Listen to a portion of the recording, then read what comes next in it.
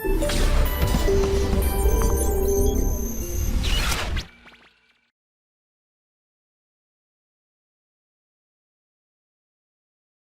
Students, कैसे हैं? आइए शुरू करते हैं प्यारे बच्चों। Collision it is an important topic जिस पे खूब सारे सवाल पूछे जाते हैं। मैं आज आपको उसके ऊपर बिल्कुल कम टू द पॉइंट बात करूंगा और जो क्रैश कोर्स के हिसाब से जितना बढ़िया आपको बताऊंगा कोशिश करता हूँ। बस आप लेक्चर को पूरे बच्चों ध्यान से देखें, पूरा लेक्चर देखें। तो this is nothing but it is simply collision. पहली बात तो कोलिजन का मतलब क्या होता है? सिंपल टक्कर से होता है। अभी जो टक्कर है, इस टक्कर को समझने से पहले कुछ बेसिक टर्मिनोलॉजी को हम लोगों को समझना होगा, जिसमें पहली जो टर्मिनोलॉजी है that is a line of motion. What is this? Line of motion. It is basically direction of velocity होती है, जिसको हम लोग क्या बोलते हैं? line of motion बोलते हैं। अब एग्जांपल से मैं आपको समझाने वाला हूँ। प्यारे बच्चों के एक दूसरे टर्म होते हैं line of collision. ओके, इस line of collision को आप line of impact भी कहते हैं। Okay, it's an important definition. ये छोटे छोटे वो पॉइंट्स हैं जो मिस करने की वजह से हम कभी कभी भारी प्रॉब्लम की तरफ अप्रोच नहीं कर पाते। तो प्यारे बच्चों, line of motion is LOM, line of collision is LOC। Okay, it is nothing but it is simply the direction of force, the direction of force. Clear है? आइए एग्जांपल से समझते हैं प्यारे बच्चों। एक बॉल जिसकी स्पीड कितनी U1 पॉजिटिव x में जा रही है, एक बॉल जिसकी स्पीड कितनी है U2 और ये आपस में टकरा रही है। तो जब ये आपस में टकराएंगी तो टकराते समय आप प्लीज ध्यान दीजिए, ये इनकी डायरेक्शन ऑफ मोशन है। कौन सी? ये। तो जो डायरेक्शन ऑफ मोशन है यही एक्चुअल में क्या कहलाएगी? इसकी LOM कहलाएगी। क्लियर है? जब ये बॉल इस बॉल से टकराती है तो टकराने के बाद प्यारे बच्चों में फोर्स लगेगा कॉन्टैक्ट सरफेस पर ऐसे। ये इस पर नॉर्मल इधर लगाएगा, ये इस पर नॉर्मल इधर लगाएगा। तो ये जो डायरेक्शन है ये एक्चुअल में क्या कहलाती है? इसे हम लोग LOC बोलते हैं। अब ये पूरे एग्जांपल से आपको बहुत अच्छे से समझ में आने वाला है। क्लियर है प्यारे बच्चों? फिर एक बॉल ऐसे आ रही है, अभी इस डायरेक्शन में आ रही है तो ये क्या है? डायरेक्शन ऑफ वेलोसिटी, मुंह मारने की डायरेक्शन। जिधर ये मुंह मारेगी इसका मतलब ये क्या है? लाइन ऑफ मोशन है। और प्यारे बच्चों, जब ये इस सरफेस से, इसको दूसरे एग्जांपल में समझें, जब ये इस सरफेस पर आ रही है तो ये क्या है? सर ये तो है इसका लाइन ऑफ मोशन। लेकिन जब ये सरफेस पर स्ट्राइक करके टकराएगी तो टकराने पर इस पर फोर्स कहाँ लगेगा? सर फोर्स लगेगा इस सरफेस के परपेंडिकुलर डायरेक्शन में, क्योंकि नॉर्मल तो हमेशा सरफेस के परपेंडिकुलर लगेगा ना। इसको वेलोसिटी से क्या लेना देना है? तो इसका मतलब जो नॉर्मल है, ये नॉर्मल जो डायरेक्शन होगी जिस डायरेक्शन में, इसी को क्या कहेंगे? LOC कहेंगे। तो इसका मतलब यहाँ LOC and LM are in different direction. इसका मतलब ये हुआ प्यारे बच्चों कहने का कि LOC does not depend on LOM, यानी कि LOC का LOM से कोई खास रिश्ता या कोई लेना देना नहीं है। क्या प्यारे बच्चों मेरी बात क्लियर है? अब एक एग्जांपल और देखते हैं। मान लीजिए ये वाली बॉल ऐसे जा रही थी और ये रेस्ट पर बॉल है जिससे टकरा गई। तो जब ये ऐसे जा रहे हैं तो ये क्या है? सर ये इसका लाइन ऑफ मोशन है। लेकिन जब इससे स्ट्राइक करेगी, टकराएगी तो ऐसे ही ना, तो जो टकराएगी तो ये कॉन्टैक्ट सरफेस है, तो कॉन्टैक्ट सरफेस पर ये नॉर्मल लगेगा। तो जो नॉर्मल जिस डायरेक्शन में लग रहा है ये एक्चुअल में LOC है। क्या मेरी बात क्लियर है? इसी तरह से प्यारे बच्चों बॉल ऐसे, तो प्यारे बच्चों जब भी बॉल ऐसे आके टकराई तो ऐसे आके टकराने में ये इसके मुंह मारने की डायरेक्शन, इसका मतलब ये क्या हुआ? Sir this is the direction of velocity, this is LOM। Okay, और प्यारे बच्चों ये क्या है? सर फोर्स तो हमेशा सरफेस के परपेंडिकुलर लगेगा तो ये नॉर्मल होगा, यानी कि this is the direction of LOC। क्या प्यारे बच्चों मेरी बात क्लियर है? अब यहाँ से एक बहुत इंपॉर्टेंट बात आप समझें। If LOC and LOM are in same direction, अगर LOC LOM सेम डायरेक्शन में तो कोलिजन क्या कोलिजन कहलाता है? It is termed as head on collision. क्या कहलाता है? It is termed as head on collision. Okay, and if LOC and LOM are in different direction then it is termed as oblique collision. तो प्यारे बच्चों ऐसे मैं कह सकता हूँ कि जो कोलिजन है वो मेरे पास दो तरह से है, एक हेड ऑन और द सेकेंड है ऑब्लिक। हेड ऑन हो जिसमें LOC and LOM are in same direction. क्या क्लियर है? और ऑब्लिक वो जिसमें LOC and LOM are in different direction. क्या मेरे बच्चों मेरी बात क्लियर है? तो सर इसका मतलब आप ये कहना चाहते हैं कि यहाँ पे ये क्या है? सर ये है LOM, ये क्या है? LOC। क्या दोनों सेम डायरेक्शन में? Yes. So it is a kind of what? It is a head-on collision. प्यारे बच्चों LOM इधर, LOC इधर, तो ये कैसा collision है? Sir it is a kind of oblique collision. प्यारे बच्चों ये वाला जो collision है इसमें ये क्या है? LOM, ये LOC, तो it is again an oblique collision। और प्यारे बच्चों ये वाला और ये वाला भी एक किस तरह का एग्जाम्पल है? It is again an oblique collision। क्या क्लियर है? तो ऐसे में क्या कर सकता हूँ, LOC LOM के आधार पर कोलिजन के टाइप्स बता सकता हूँ। अब हम लोग एक बहुत इंपॉर्टेंट चीज पे चर्चा करेंगे जिसे आप कहते हैं कोफिशिएंट ऑफ रेस्टिट्यूशन। क्या कहते हैं? कोफिशिएंट ऑफ रेस्टिट्यूशन प्यारे बच्चों। और उसकी बेसिक डेफिनेशन अगर हमें समझ में आएगी तो मुझे लगता है कि कोलिजन के सवाल को सही होने से कोई नहीं रोक पाएगा। आइए बढ़ते हैं आगे। तो प्यारे बच्चों हम लोग शुरू कर रहे हैं बहुत इंपॉर्टेंट टर्म जिसे आप बोलते हैं कोफिशिएंट ऑफ रेस्टिट्यूशन। क्या होता है कोफिशिएंट ऑफ रेस्टिट्यूशन? इसको भाई ई से डिनोट करते हैं। ओके, बहुत काम होने वाला है। कोलिजन का मतलब ई से ही होता है। अगर ई नहीं है तो समझ जाओ कि कोलिजन का कोई मतलब ही नहीं, अगर आपको ई नहीं आता तो। ई कोफिशिएंट ऑफ रेस्टिट्यूशन प्यारे बच्चों है क्या, जरा ध्यान से समझें। एक्चुअल में क्या होता है, जब एक बॉडी किसी दूसरी बॉडी से कोलाइड करती है, मान लो एक बॉडी जिसकी स्पीड u1 है, एक बॉडी जिसकी स्पीड कितनी है u2। u1 बड़ा है किससे? u2 से। यार u1 को u2 से बड़ा होना ही पड़ेगा, वरना क्या कहेगा, इसके पीछे भागता रहेगा और इसकी टक्कर ही नहीं लगेगी। तो अगर ये प्यारे बच्चों इससे टकराए और टकराने के बाद इनकी वेलोसिटी v1 और v2 हो जाए, टक्कर से पहले कितनी u1 u2 और टक्कर के बाद कितनी v1 v2। तो आप ये सोचिए कि जो v1 v2 है एक्चुअली ये इस बात पे डिपेंड करेगा कि जो कोलाइडिंग ऑब्जेक्ट्स हैं उन कोलाइडिंग ऑब्जेक्ट्स का मटेरियल कैसा है। Are you getting my point? तो जो मेटेरियलिस्टिक प्रॉपर्टी होती है, यहीं से इलास्टिसिटी जो वर्ड आता है उसी से हम लोग कनेक्ट करते हैं कोफिशिएंट ऑफ रेस्टिट्यूशन। किसको? कोफिशिएंट ऑफ रेस्टिट्यूशन को उससे क्या पहले बच्चों ई से डिनोट करते हैं। और इसकी जो बेसिक डेफिनेशन है, that basic definition is impulse of reformation to impulse of deformation. अभी आप इस डेफिनेशन को बस याद रखें, लास्ट में हम कोलिजन खत्म करेंगे तब मैं आपको उसके बारे में डिटेल में चर्चा करूंगा। फिलहाल क्वेश्चन सॉल्व करने के लिए ध्यान दें। v2 minus v1 upon u1 minus u2। प्यारे बच्चों v2 कौन सी वेलोसिटी है? टक्कर लगने के बाद सेकंड बॉल की वेलोसिटी है। v1 कौन सी वेलोसिटी है? टक्कर लगने के बाद पहले बॉल की वेलोसिटी है। u1 टक्कर लगने से पहले इसकी वेलोसिटी है। And u2 is the velocity of this ball after before collision. Clear है प्यारे बच्चों? ई रेशियो है वेलोसिटीज का। अब आप कहेंगे सर ये दो वेक्टर्स का डिवीजन है। नहीं बेटे, वेक्टर्स का डिवीजन नहीं है। एक्चुअल में ये वेलोसिटीज डायरेक्शन के साथ रखे जाएंगे, फिर इनका मोड ले लिया जाएगा और मोड लेकर के एक्चुअल में मैं क्या करूंगा, यहाँ से इसकी ई की वैल्यू कैलकुलेट करता हूँ। क्या मेरी बात क्लियर है? तो इसकी जो बेसिक डेफिनेशन है वो है वेलोसिटी ऑफ सेपरेशन। क्योंकि प्यारे बच्चों सेपरेट होने के लिए ऑब्वियस है ये वाले का रिलेटिव लिखना होगा, तभी तो पता लगेगा। अगर मैं इसके रिलेटिव मान लीजिए इसको रोक दूं तो क्या इसकी वेलोसिटी उल्टी करके इसको दे दूंगा। तो इस तरह से भी मैं इसको समझ सकता हूँ कि velocity of separation to this is the velocity of approach. इसकी बेसिक डेफिनेशन है। इंपॉर्टेंट क्या है? These are the velocities of the point of contact. These are the velocities of point of contact along LOC। Okay, किसके along? LOC के along. LOC आप समझ रहे हैं, LOC वो डायरेक्शन होती है जिस डायरेक्शन में बॉडी मुंह मारती है, नहीं जिस डायरेक्शन में बॉडीज पर क्या लगते हैं प्यारे बच्चों? फोर्स लगते हैं। यानी कि मैं केवल वही वाले वेलोसिटीज लूंगा जिन वेलोसिटीज के कोरस्पॉन्डिंग मुझे फोर्स का अंदाजा होगा। क्या मेरी बात क्लियर है? कि जिस डायरेक्शन में बॉडी पर क्या लगेगा फोर्स, उसी डायरेक्शन में मैं क्या करूंगा? वेलोसिटीज को लूंगा। खैर ये भी आपको आगे जाकर के समझ में आएगा।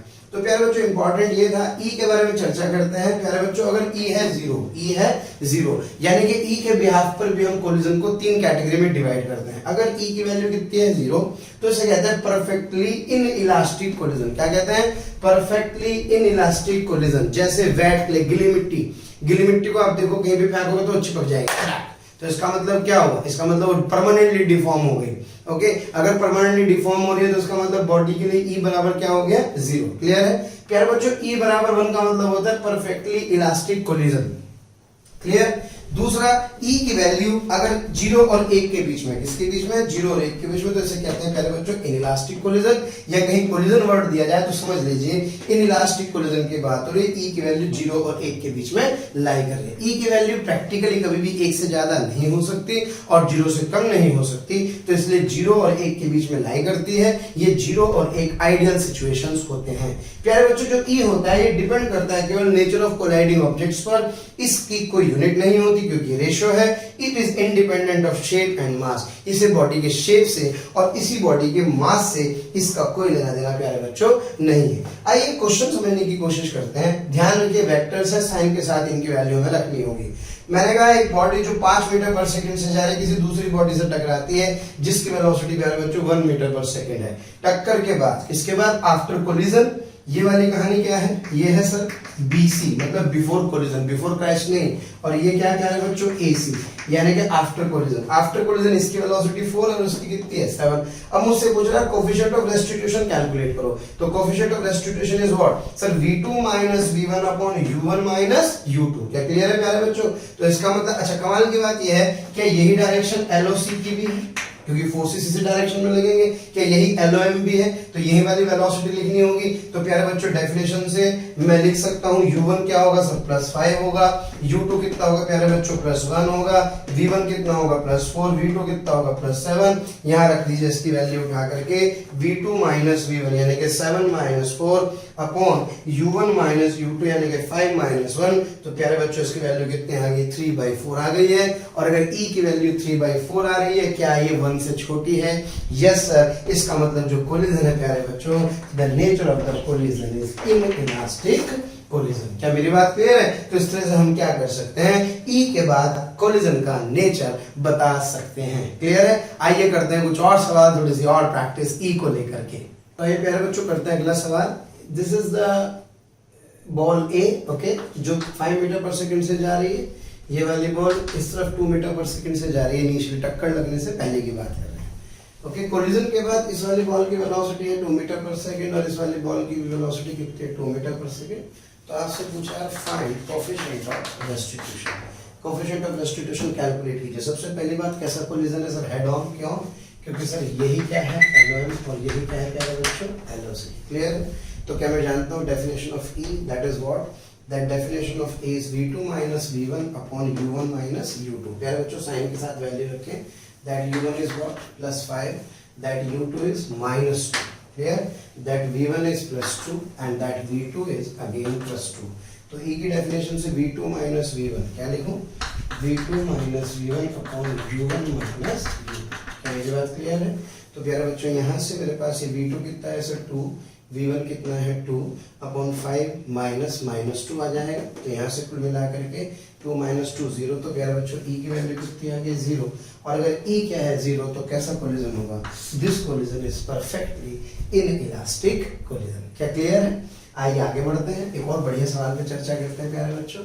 अगर कोलिजन कैसा है, इलास्टिक है, क्वेश्चन में कहा गया है if the collision is elastic. एक बॉल A जो कि 2 मीटर पर सेकंड से जा रही है, दूसरी बॉल जो कि वेरी हैवी बॉल है या बॉल है, वॉल है, कभी कभी क्वेश्चंस में वॉल शब्द का यूज करते हैं। ओके, तो it is a very heavy object, it is moving with a velocity of 10 metre per second. प्यारे बच्चों टक्कर लगने से पहले की बात है। क्लियर हो गई बात? अब आपसे कह रहा है find velocity of the bodies after collision. Collision के बाद बॉडीज की वेलोसिटीज क्या कीजिए, कैलकुलेट। जबकि आपको हिंट क्या दिया है कि कोलिजन इज इलास्टिक। अंडरस्टूड है कोलिजन इलास्टिक है, इसका मतलब E की वैल्यू कितनी यूज कर सकता हूँ? तो मैं जानता हूँ E is equals to V2 minus V1 upon U1 minus U2। प्यारे बच्चों E की वैल्यू कितनी है 1। मैंने माना कि टक्कर लगने के बाद इसकी स्पीड कितनी होगी V1 और इसकी कितनी होगी V2। इन क्वेश्चन में एक असम्पशन आपको मानना पड़ेगा जो कहीं गिवन नहीं होता। क्या? चूंकि it is a very heavy object, तो इस वेरी हैवी ऑब्जेक्ट की वेलोसिटी पे एक्चुअल में इस बॉल के टकराने का फर्क नहीं पड़ता। आप एक बात समझिए, अगर एक साइकिल वाला किसी ट्रेन से आके टकराएगा तो क्या ट्रेन की स्पीड पे कुछ फर्क पड़ेगा? नहीं। इसका मतलब आपको मन से समझना होगा कि इस बॉडी की वेलोसिटी में कोई चेंज नहीं होगा, यानी कि नो चेंज इन V2। क्या क्लियर है? तो इसका मतलब सर V2 क्या 10 ही होगी? यस। यानी कि टक्कर लगने के बाद ये जो बॉडी है ये अभी भी कितने से जा रही होगी? ये अभी भी 10 मीटर पर सेकंड से जा रही होगी। क्या क्लियर है प्यारे बच्चों? तो इसका मतलब क्या ये V2 है? Yes sir. 10 या -10? सर V2 की वैल्यू कितनी होगी? होगी -10।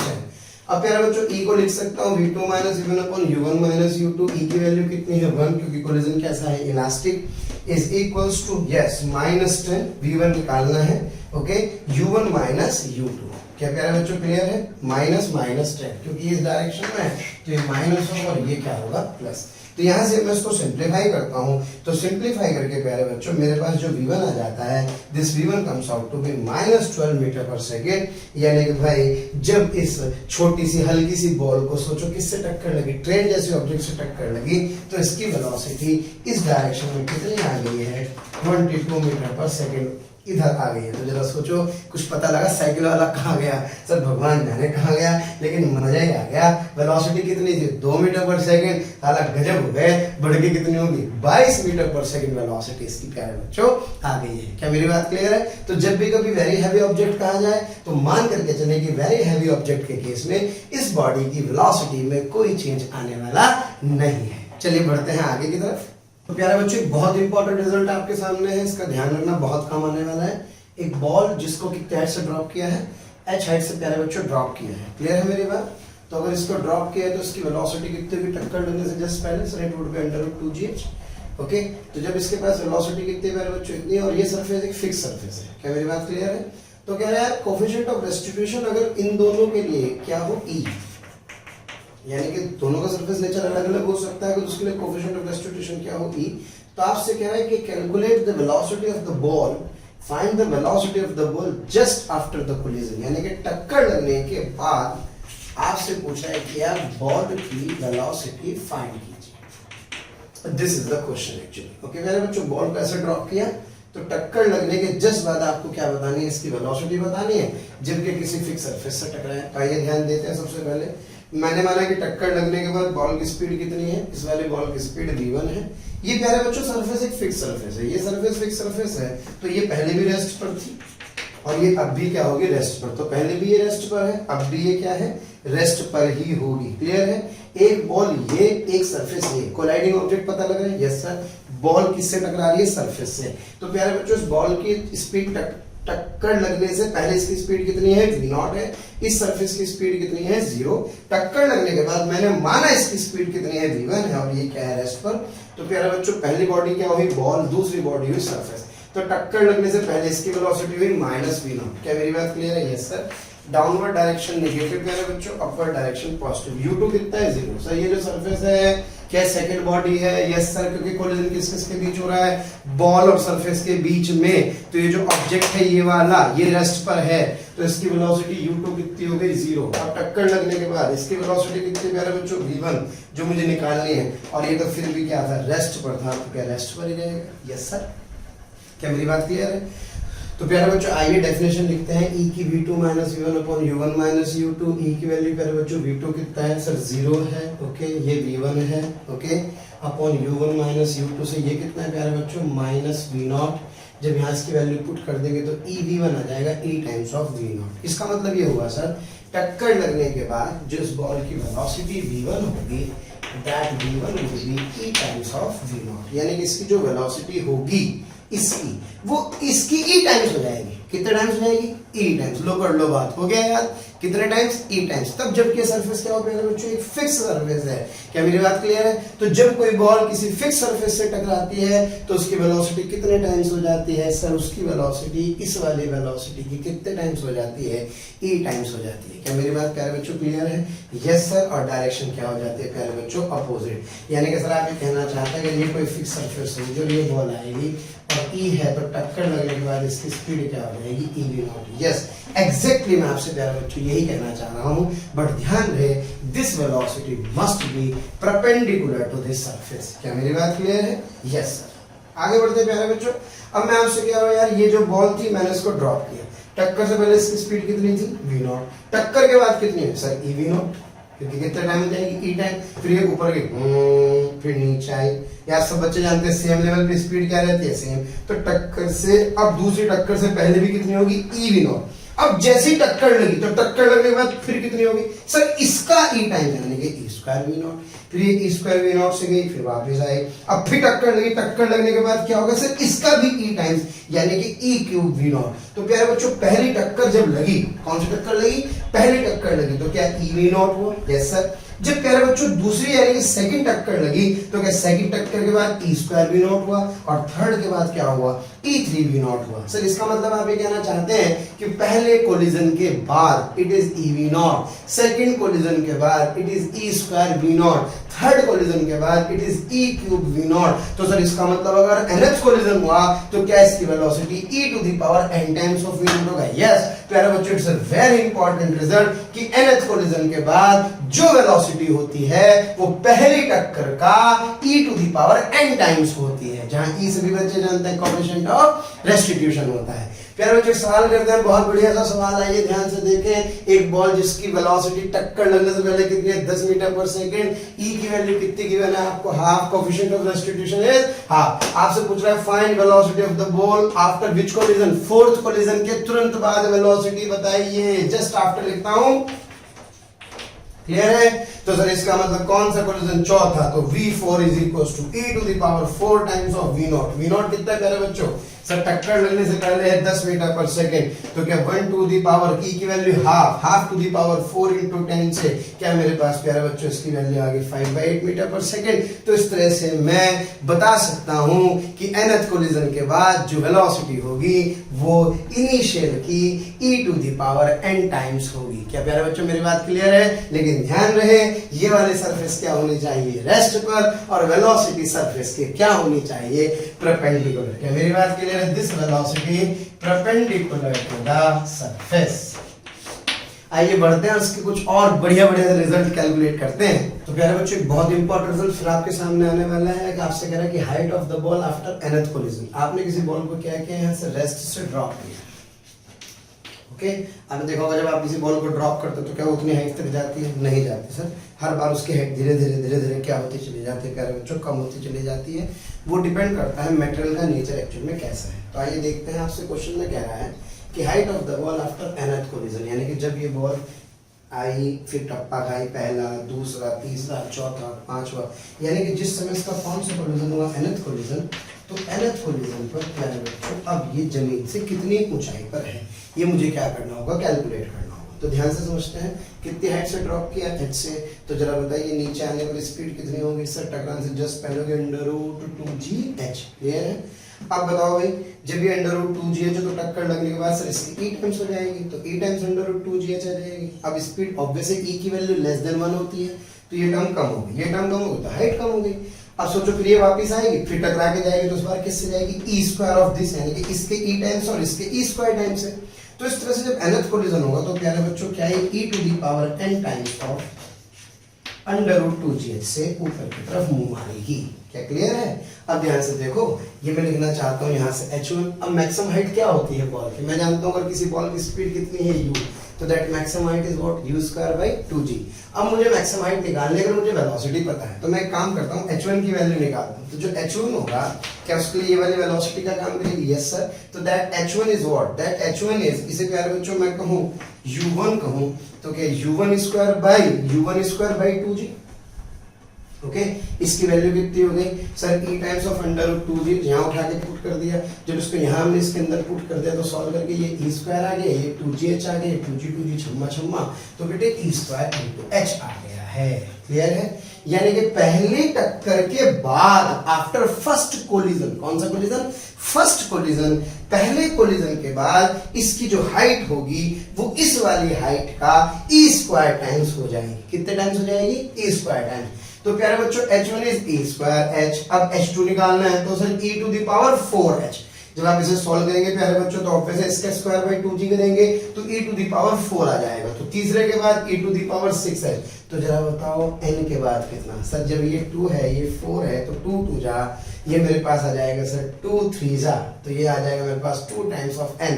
तो hn जो होगा प्यारे बच्चों वो e to the power 2n into h होता है, जहां h क्या है, इस बॉडी की इनिशियल हाइट है। क्या मेरी बात क्लियर है। तो प्यारे बच्चों क्वेश्चन देखें फटाफट से, e की वैल्यू हाफ है और किसी बॉडी को 32 मीटर से ड्रॉप किया गया है। तो जब 32 मीटर से आपने इस बॉल को ड्रॉप किया तो आपसे पूछ रहा है बताओ भैया इसकी जो है सेकंड कोलिजन के बाद हाइट कितनी होगी। कौन से कोलिजन के बाद, सेकंड कोलिजन के बाद। तो सेकंड कोलिजन के बाद हाइट क्या होगी, h2, second is what, e to the power 2n, 2n, n की वैल्यू यहाँ क्या रख दी, 2 रख दी। तो यहाँ पे मेरे पास e की वैल्यू कितनी गिवन है प्यारे बच्चों, मुझे e गिवन है यहाँ पे हाफ, कोलिजन का नेचर ये रहा, हाफ की वैल्यू पुट करके यहाँ रखेंगे, सॉल्व करेंगे तो कितना आ जाएगा 2 मीटर। यानी कि बॉल जब ये आई टकरा के यहाँ गई, ये पहला कोलिजन, और फिर जब ये दूसरा कोलिजन होगा तो प्यारे बच्चों इसकी जो वैल्यू होगी वो कितनी होगी, ये हाइट कितनी होगी प्यारे बच्चों, 2 मीटर हो जाएगी। क्या क्लियर है? आइए देखते हैं और अच्छे रिजल्ट्स। प्यारे बच्चों जो टोटल टाइम होता है जब बॉल क्या करते हैं, स्टॉप कर जाती है फाइनली, वो टाइम हम लोगों को क्या करना है, कैलकुलेट करना है। That coefficient of distribution is कितना प्यारे बच्चों, ई। तो जरा चेक करें फटाफट से, इसको कितने हाइट से ड्रॉप किया, h हाइट से। तो अगली बार ये कितनी हाइट पर गई, h1 पर, h1 जाना और h1 आना। फिर ये अगली बार h2 हाइट तक गई, और जब n हुआ तो कितनी हाइट तक गई, ये n तक गई। ओके, अब मैं मान सकता हूँ यार ये टाइम माना t0 लगा, ये टाइम t1 जाने का, तो t1 आने का, आने जाने के टाइम क्या होता है बराबर, अगली बार t2 जाने का और t2 आने का। तो प्यारे बच्चों मुझे पता है कि जो टोटल जो टाइम ऑफ फ्लाइट होता है जब किसी बॉडी को u से फेंकते हैं तो कितना होता है 2u/g, और जब किसी बॉडी को h हाइट से ड्रॉप करते हैं तो टाइम कितना होता है √2h/g। ओके, पेशेंस के साथ देखें, नहीं आपको पता है तो सीधे सीधे रिजल्ट को रिवाइज करें। जो बच्चे सीख रहे हो फटाफट से देखें, ज्यादा समय नहीं लगाऊंगा। तो यहाँ से मुझे टोटल टाइम निकालना है प्यारे बच्चों। पहला टाइम टॉप यानी कि कितना हुआ t0, दूसरा टाइम क्या हुआ t1 जाने का और t1 आने का यानी कि 2t1, अगली बार 2t2 एंड सो ऑन। अब प्यारे बच्चों जो t0 है वो लिख सकता हूँ √2h/g, यस सर, खोपचे में से देखा √2h/g। और दूसरा टाइम कितना है सर, ये दूसरा टाइम है यहाँ से आना और यहाँ आना। तो प्यारे बच्चों एक अच्छा तरीका यही है कि इसका डबल कर दो तो भी चलता है वो, क्योंकि जब आप इसमें u की वैल्यू रखेंगे तो ये रिजल्ट सेम रिजल्ट आ जाता है। क्लियर है? तो यहाँ से मैं अगला टाइम लिखूंगा तो 2 टाइम्स √2h1/g, अगली बार आ जाएगा 2 times √2h2/g and so on. प्यारे बच्चों h1 को क्या लिख सकता हूँ सर, आप h1 को लिख सकते हो e²h, और h2 को क्या लिख सकते हो e⁴h। क्लियर है? यहाँ पे इसकी वैल्यू पुट कर दी। प्यारे बच्चों √2h/g कॉमन ले लिया, जब √2h/g कॉमन ले लेंगे तो ये 1 आ जाएगा। यहाँ पे आप देखिए पूरा कॉमन है तो ये √e² का e हो जाएगा, यानी कि 1 + 2e + 2e²। √2h/g कॉमन तो क्या 1 + 2e, फिर यहाँ पे 2e कॉमन ले ले तो 1 + e + e² आ गया। ये बन गई इनफाइनाइट जीपी। इनफाइनाइट जीपी का सम क्या होता है प्यारे बच्चों, a/1 - r। a कितना है 1, r कितना है e/1 यानी कि e। तो जब इसको सिंपलीफाई करेंगे तो 1 + 2e से a/1 - r आ गया। इसको सिंपलीफाई करेंगे तो ये प्यारे बच्चों टोटल टाइम आ जाएगा, that t = √2h/g 1 + e/1 - e। कितने समय के बाद बॉल टप्पे खाना बंद कर देगी, and that is the expression for the time capital T। Clear है प्यारे बच्चों? इसी कड़ी में एक अगला आर्टिकल देखिए, distance covered by the ball before it stops. Okay, यानी कि बॉल के रुकने से पहले ये कितने डिस्टेंस क्या करेगी, कैलकुलेट करेगी, ये मुझे निकालना होगा। मानो मैंने कहा कि बॉल कितना से गिरी, h से ड्रॉप किया आपने। ओके, h से ड्रॉप की, टक्कर के बाद कितना गई, h1 जाना, h1 आना, फिर h2 जाना, फिर h2 आना, और डॉट डॉट डॉट डॉट, और फिर nth जाना, nth आना, और क्या ऐसे इन्फिनिटी तक चलता रहेगा, ये, और मुझे इसका निकालना है सम, ताकि टोटल डिस्टेंस कैलकुलेट कर सकूं। क्या क्लियर है? तो प्यारे बच्चों जो टोटल डिस्टेंस s होगी क्या वो इसका सम होगी। पहले चक्र में बोलो सर h दूसरे में, सर 2h1 तीसरे में, सर 2h2 के dot dot dot, yes sir. फिर प्यारे बच्चों ये h हुआ, h1 को क्या लिख सकता हूँ, अभी तो सीखा है सर, h1 = e²h। प्यारे बच्चों h2 = e⁴h। तो यहाँ पे वैल्यू रख दी उठा करके, e²h e⁴h। हिम्मत करें, नहीं हिम्मत है तो रिजल्ट याद रखें, कोई ऐसी दिक्कत वाली बात नहीं है। लेकिन मैं सोच रहा हूँ फटाफट से इसका डेरिवेशन बता ही देता हूँ। h कॉमन ले लिया, 1 + 2e² प्लस ये मेरे पास आ जाएगा। फिर प्यारे बच्चों यहाँ से मैं इसमें 2e² कॉमन ले लेता हूँ उस टर्म में से, तो यहाँ आ जाएगा 1, ये आ जाएगा e² and so on. Clear है? फिर ये h, अब ये 1 + 2e² में ये जो टर्म आप देख रहे हैं फिर क्या बन गई है सर, ये बन गई है इनफाइनाइट जीपी, जिसका सम क्या होता है s इंफिनिटी बराबर k/1 - r। क्लियर है? यहाँ उठा करके इसकी वैल्यू रखी तो आगे प्यारे बच्चों a कितना है 1, r क्या है e²। जब इसको सिंपलीफाई करेंगे तो मेरे पास the total distance comes out to be h × 1 + e²/1 - e²। बात ये नहीं है कि हमने h निकाला, सवाल अगला है प्यारे बच्चों। पिक्चर बाकी है मेरे दोस्त, मुझसे पूछ रहा है कैलकुलेट करो एवरेज वेलोसिटी। क्या कैलकुलेट करो, एवरेज, पहले एवरेज स्पीड निकालना है। मुझसे कह रहा है कैलकुलेट एवरेज स्पीड। तो एवरेज स्पीड क्या होगी sir, that average speed is total distance upon, क्या प्यारे बच्चों, total time. Yes sir, that total distance is what, that total distance is h 1 + e²/1 - e²। और टाइम भूल गए क्या? नहीं सर प्यारे बच्चों, √2h/g 1 + e/1 1 माइनस ई। आपको याद आ रहा है रिजल्ट? अब जब आपको रिजल्ट याद है तो प्यारे बच्चों क्या मैं इससे कैलकुलेट कर सकता हूँ एवरेज स्पीड। तो जब आप इसे सिंप्लीफाई करेंगे तो सिंप्लीफाई करने के बाद this result comes out to be under the root of GH/2 1 plus E square upon 1 plus ई का होल स्क्वायर। क्या क्लियर है? तो ये मेरे पास प्यारे बच्चों आ जाएगी एवरेज स्पीड। क्या क्लियर है? अब मुझसे पूछ रहा है एवरेज वेलोसिटी कैलकुलेट करो। तो एवरेज वेलोसिटी कैलकुलेट करने का काम आपका है, लेकिन मैं आपको बता दूं जब आप एवरेज वेलोसिटी कैलकुलेट करेंगे तो उस सिचुएशन में इस बार टोटल डिस्प्लेसमेंट लिखते हैं। आप लिखते हैं displacement upon total time.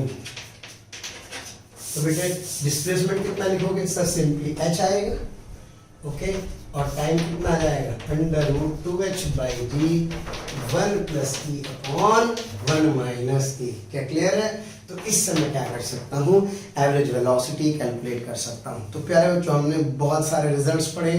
Velocity होती है e⁻n times of initial velocity, height होती है e⁻2n times of initial height, time होता है, फिर उसके बाद टोटल डिस्टेंस होती है, फिर इसके साथ मैं लिख सकता हूं यहाँ पर एवरेज वेलोसिटी और मैं कैलकुलेट कर सकता हूँ एवरेज स्पीड। तो इस तरह से छोटे छोटे से कनेक्शंस हैं जो हमें बहुत अच्छे से पता होना चाहिए। आइए प्यारे बच्चों बढ़ते हैं आगे। बच्चों अब आपको बिल्कुल बढ़िया फील आने वाली है कोएफिशिएंट ऑफ रेस्टिट्यूशन की ऑब्लिक कोलिजन वाले क्वेश्चन से।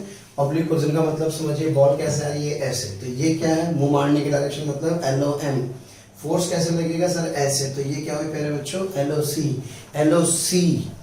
LOM दोनों अलग अलग डायरेक्शन में है। इसका मतलब कैसा कोलिजन होगा? Sir it is a kind of oblique collision. प्यारे बच्चों बॉल कितनी स्पीड से आ रही है? V0 से टकराने से पहले कितने एंगल पर? थीटा पर, और टक्कर लगने के बाद कितने एंगल पर जा रही है? फाई पर। आई कितने पर? थीटा पर। गई कितने पर? फाई पर। आई कितने पर? थीटा पर। गई कितने पर? फाई पर। क्या मेरी बात क्लियर है? कोएफिशिएंट ऑफ रेस्टिट्यूशन कितना भी है मेरे बच्चों? ई, कोई फ्रिक्शन प्रेजेंट नहीं है। अब मुझसे कह रहा है यार कि टक्कर लगने के बाद इस V1 की वैल्यू कैलकुलेट करने के, आपसे कह रहा है find V1 and phi. Okay, तो सबसे पहले प्यारे बच्चों ये डायरेक्शन तो क्या है? LOM। मुझे ई की डेफिनेशन लगानी है। ई की डेफिनेशन जो भी होते हैं हमेशा किसके अलोंग होती है? सर ने बताया था it is always along LOC। तो बेटे एक काम करते हैं, V के दो कंपोनेंट कर लो V0 के। ये V0 है, ये थीटा है, तो ये एंगल कितना होगा? थीटा। V0 का ये वाला कंपोनेंट V0 cos थीटा, ये वाला कंपोनेंट V0 sin थीटा। क्या मेरी बात क्लियर है? This is V0 sin theta. V0 sin theta will remain the same. क्यों? उसका कारण है क्योंकि कोई x में फोर्स नहीं है। जब फोर्स नहीं है तो ये वेलोसिटी चेंज नहीं होगी। हालांकि मैंने स्पीड क्या मानी है? V1 मानी है। अब प्यारे बच्चों उसको ध्यान देना, ये V0 cos थीटा है। ये जो V0 cos थीटा ये किसके अलोंग है? Sir this is along LOC। तो इसका हो जाएगा E टाइम्स, क्योंकि क्वेश्चन में हमें पता है कि जब टक्कर लगती है फिक्स सरफेस है तो E टाइम्स हो जाता है। यानी कि सपोज 45 डिग्री पर आती है और कह रहे बच्चों E की वैल्यू कितनी हो? हाफ। तो आपसे पूछा बताइए ये कितने एंगल पर जाएगी? तो मैं कैलकुलेट कर सकता हूँ। यहाँ से थीटा कितना है? 45 डिग्री। तो प्यारे बच्चों that tan phi is equals to 1/e tan theta यानी कि tan 45 डिग्री। E की वैल्यू कितनी है? हाफ। तो यहाँ से मेरे पास जो tan फाई होगा दैट इज इक्वल्स टू 2, यानी कि phi is equals to tan inverse 2 पे जाएगी। क्या क्लियर है? तो मैं बता सकता हूँ E पता है, ये पता है, तो मैं फाई की वैल्यू कैलकुलेट कर सकता हूँ। अब प्यारे बच्चों मुझसे V1 की वैल्यू पूछ रहे, तो V1 का जो मैग्नीट्यूड है, अगर मुझे V1 का मैग्नीट्यूड कैलकुलेट करना होगा तो जो V1 का मैग्नीट्यूड होगा that magnitude of V1 is what? So this is under the root of क्या? Sir this square plus this square, यानी कि V1 sin फाई का square plus V1 cos phi का स्क्वायर मेरे बच्चों। और मैं जानता हूँ यहाँ से V1 sin फाई क्या होता है? सर ये होगा सिंपली V0 sin थीटा का स्क्वायर होगा। और बेटे ये वाली जो वैल्यू होगी क्या वो होगी? इसकी E टाइम्स। कितने टाइम्स? E टाइम्स, यानी कि आ जाएगा E times of V0 cos theta का होल स्क्वायर। क्लियर है? तो यहाँ से मेरे पास जब मैं इस V1 की वैल्यू को कैलकुलेट करूँगा तो this V1 comes out to be, प्यारे बच्चों V0 स्क्वायर क्या आ गया बाहर, यहाँ बचेगा sine square theta plus E square cos square theta. Okay. So I can also calculate the speed after the collision and also I also can calculate the value of this tan phi. क्या प्यारे बच्चों मेरी बात clear है? अगर मैं आपसे last में ये बोलूँ कि यार E बराबर है 0, यानी कि कोलिजन कैसा है, परफेक्टली इनइलास्टिक, तो बेटे E अगर क्या कर दूंगा, 0 कर दूंगा, तो E के 0 होने पर क्या जो tan phi होगा वो इन्फिनिटी हो जाएगा. यस सर, यानी कि this tan phi is equals to infinity. तो प्यारे बच्चों phi कितना हो जाएगा, 90. यानी कि बॉल आएगी ऐसे, लेकिन जाएगी कैसे, it will move along the surface. क्या मेरी बात क्लियर है? यानी कि सरफेस के अलोंग मूव करेगी, क्योंकि इस सिचुएशन में phi कितना हो जाएगा, 90 डिग्री हो जाएगा. तो जब भी कभी परफेक्टली इन इलास्टिक कोलिजन होता है ओब्लिकली, तो हमेशा ये वाला जो कंपोनेंट होता है ये वैनिश हो जाता है, केवल ये बचता है, और ये बॉल केवल इधर की तरफ v नॉट साइन थीटा से जाती है. बहुत ही प्यारा रिजल्ट है प्यारे बच्चों. इसके ऊपर कई बार कुछ क्वेश्चंस पूछे गए हैं. आइए जरा इसके ऊपर फिर चर्चा करते हैं. तो प्यारे बच्चों अब देखें आप लोग, ये प्रोजेक्टाइल का सवाल है जिसमें एक बॉल जिसको कितनी स्पीड से, u स्पीड से किसी एंगल थीटा पर प्रोजेक्ट किया गया है. ओके, यहाँ पे सरफेस से टकराती है, और राइडिंग सरफेस के लिए कोफिशिएंट ऑफ रेस्टिट्यूशन कितना है प्यारे बच्चों, ये तो जब ये u आएगी तो ये u cos थीटा होगा, ये कितना होगा, u sin थीटा. इस बात को ध्यान से समझे प्यारे बच्चों. जब ये बॉल जाएगी वापस यहाँ आएगी तो थीटा पे जाते हैं, तो थीटा पे टकराते हैं. प्रोजेक्टाइल में बहुत इंपॉर्टेंट रिजल्ट है, आपको याद होना चाहिए. ये एंगल थीटा है तो ये कितना होता है थीटा, तो ये कितना है प्यारे बच्चों, u cos थीटा, तो ये कितना, u sin थीटा. तो टक्कर से लगने से पहले u भी u sin थीटा और u भी क्या, u cos. क्लियर है? अभी पिछले वाले रिजल्ट में हमने पढ़ा कि अगर ये u cos थीटा का एज सच ये तो चेंज नहीं होता हॉरिजॉन्टल कंपोनेंट, लेकिन जो ये वाला कंपोनेंट है क्या वो e टाइम्स हो जाता है, eu कितने टाइम्स, eu sin थीटा हो जाता है. अब जरा सोचो, e की वैल्यू क्या है, लेस देन 1, तो ये कंपोनेंट हो गया छोटा, यानी कि वर्टिकल वेलोसिटी कम हो गई. हॉरिजॉन्टल पे कोई फर्क नहीं पड़ा, तो क्या अब इसकी हाइट कम हो जाएगी. Yes sir. और प्यारे बच्चों रेंज में दोनों आते हैं तो ये भी थोड़ा सा कम हो जाएगा, तो 8 में. फिर इसके बाद अभी इधर आएगी तो ये टक्कर से पहले कितनी होगी, eu sin थीटा, तो उसके बाद इसकी कितनी जाएगी, फिर e times e square u sin theta, और ऐसे टप्पे खाते हुए बॉल कहाँ भाग जाएगी, आगे की तरफ चली जाएगी. अब मुझसे कह रहा है सबसे पहले जरा मैक्सिमम हाइट्स के रेशियो निकालते हैं, इंपॉर्टेंट रिजल्ट है. तो मैक्सिमम हाइट क्या होती है सर, ये होती है u y square by 2g, यानी कि वर्टिकल कंपोनेंट का स्क्वायर बाय 2g. या इसको ऐसे भी लिख सकता हूँ, u square sin square theta by 2g. फार्मूले से h2 लिखना चाहता हूँ, तो h2 के लिए क्या करूंगा बेटे, h2 के लिए सर एक काम करो, जहाँ ये u sin थीटा है, यहाँ u sin थीटा गिरेंगे, eu sin थीटा कर दीजिए. तो जैसे u sin थीटा गिरेंगे, eu sin थीटा करेंगे, तो प्यारे बच्चे e square sin square theta by 2g आ जाएगा. क्या मेरी बात क्लियर है? Yes sir. तो इसका मतलब ये h2 आ गया. अब h3 लिखना होगा तो क्या करना होगा सर, h3 लिखने के लिए यहाँ पे फिर इसकी जगह क्या कर दीजिए, इसकी जगह पर इस बार eu square u sin theta का स्क्वायर कर दीजिए, तो e की पावर 4 आ जाएगी. इसका रेशियो निकाल सकता हूँ, तो 1:e square, 1:e square is to e to the power 4. तो यानी कि जो हाइट्स के रेशियो हैं वो कोफिशिएंट ऑफ रेस्टिट्यूशंस के स्क्वायर्स के रेशियो में चले जाएंगे, और यहाँ से जो h1 h2 का रेशियो आएगा प्यारे बच्चों 1/e स्क्वायर आ जाएगा. अब बात करते हैं प्यारे बच्चों रेंज की. रेंज क्या होता है, 2ux uy by g. Clear? ux क्या रहेगा एज इट इज, यानी कि 2u cos थीटा, लेकिन uy क्या होता है, u sin थीटा. ओके, अब अगली बार u sin थीटा का क्या हो जाएगा सर, ये e टाइम्स हो जाएगा. क्लियर है?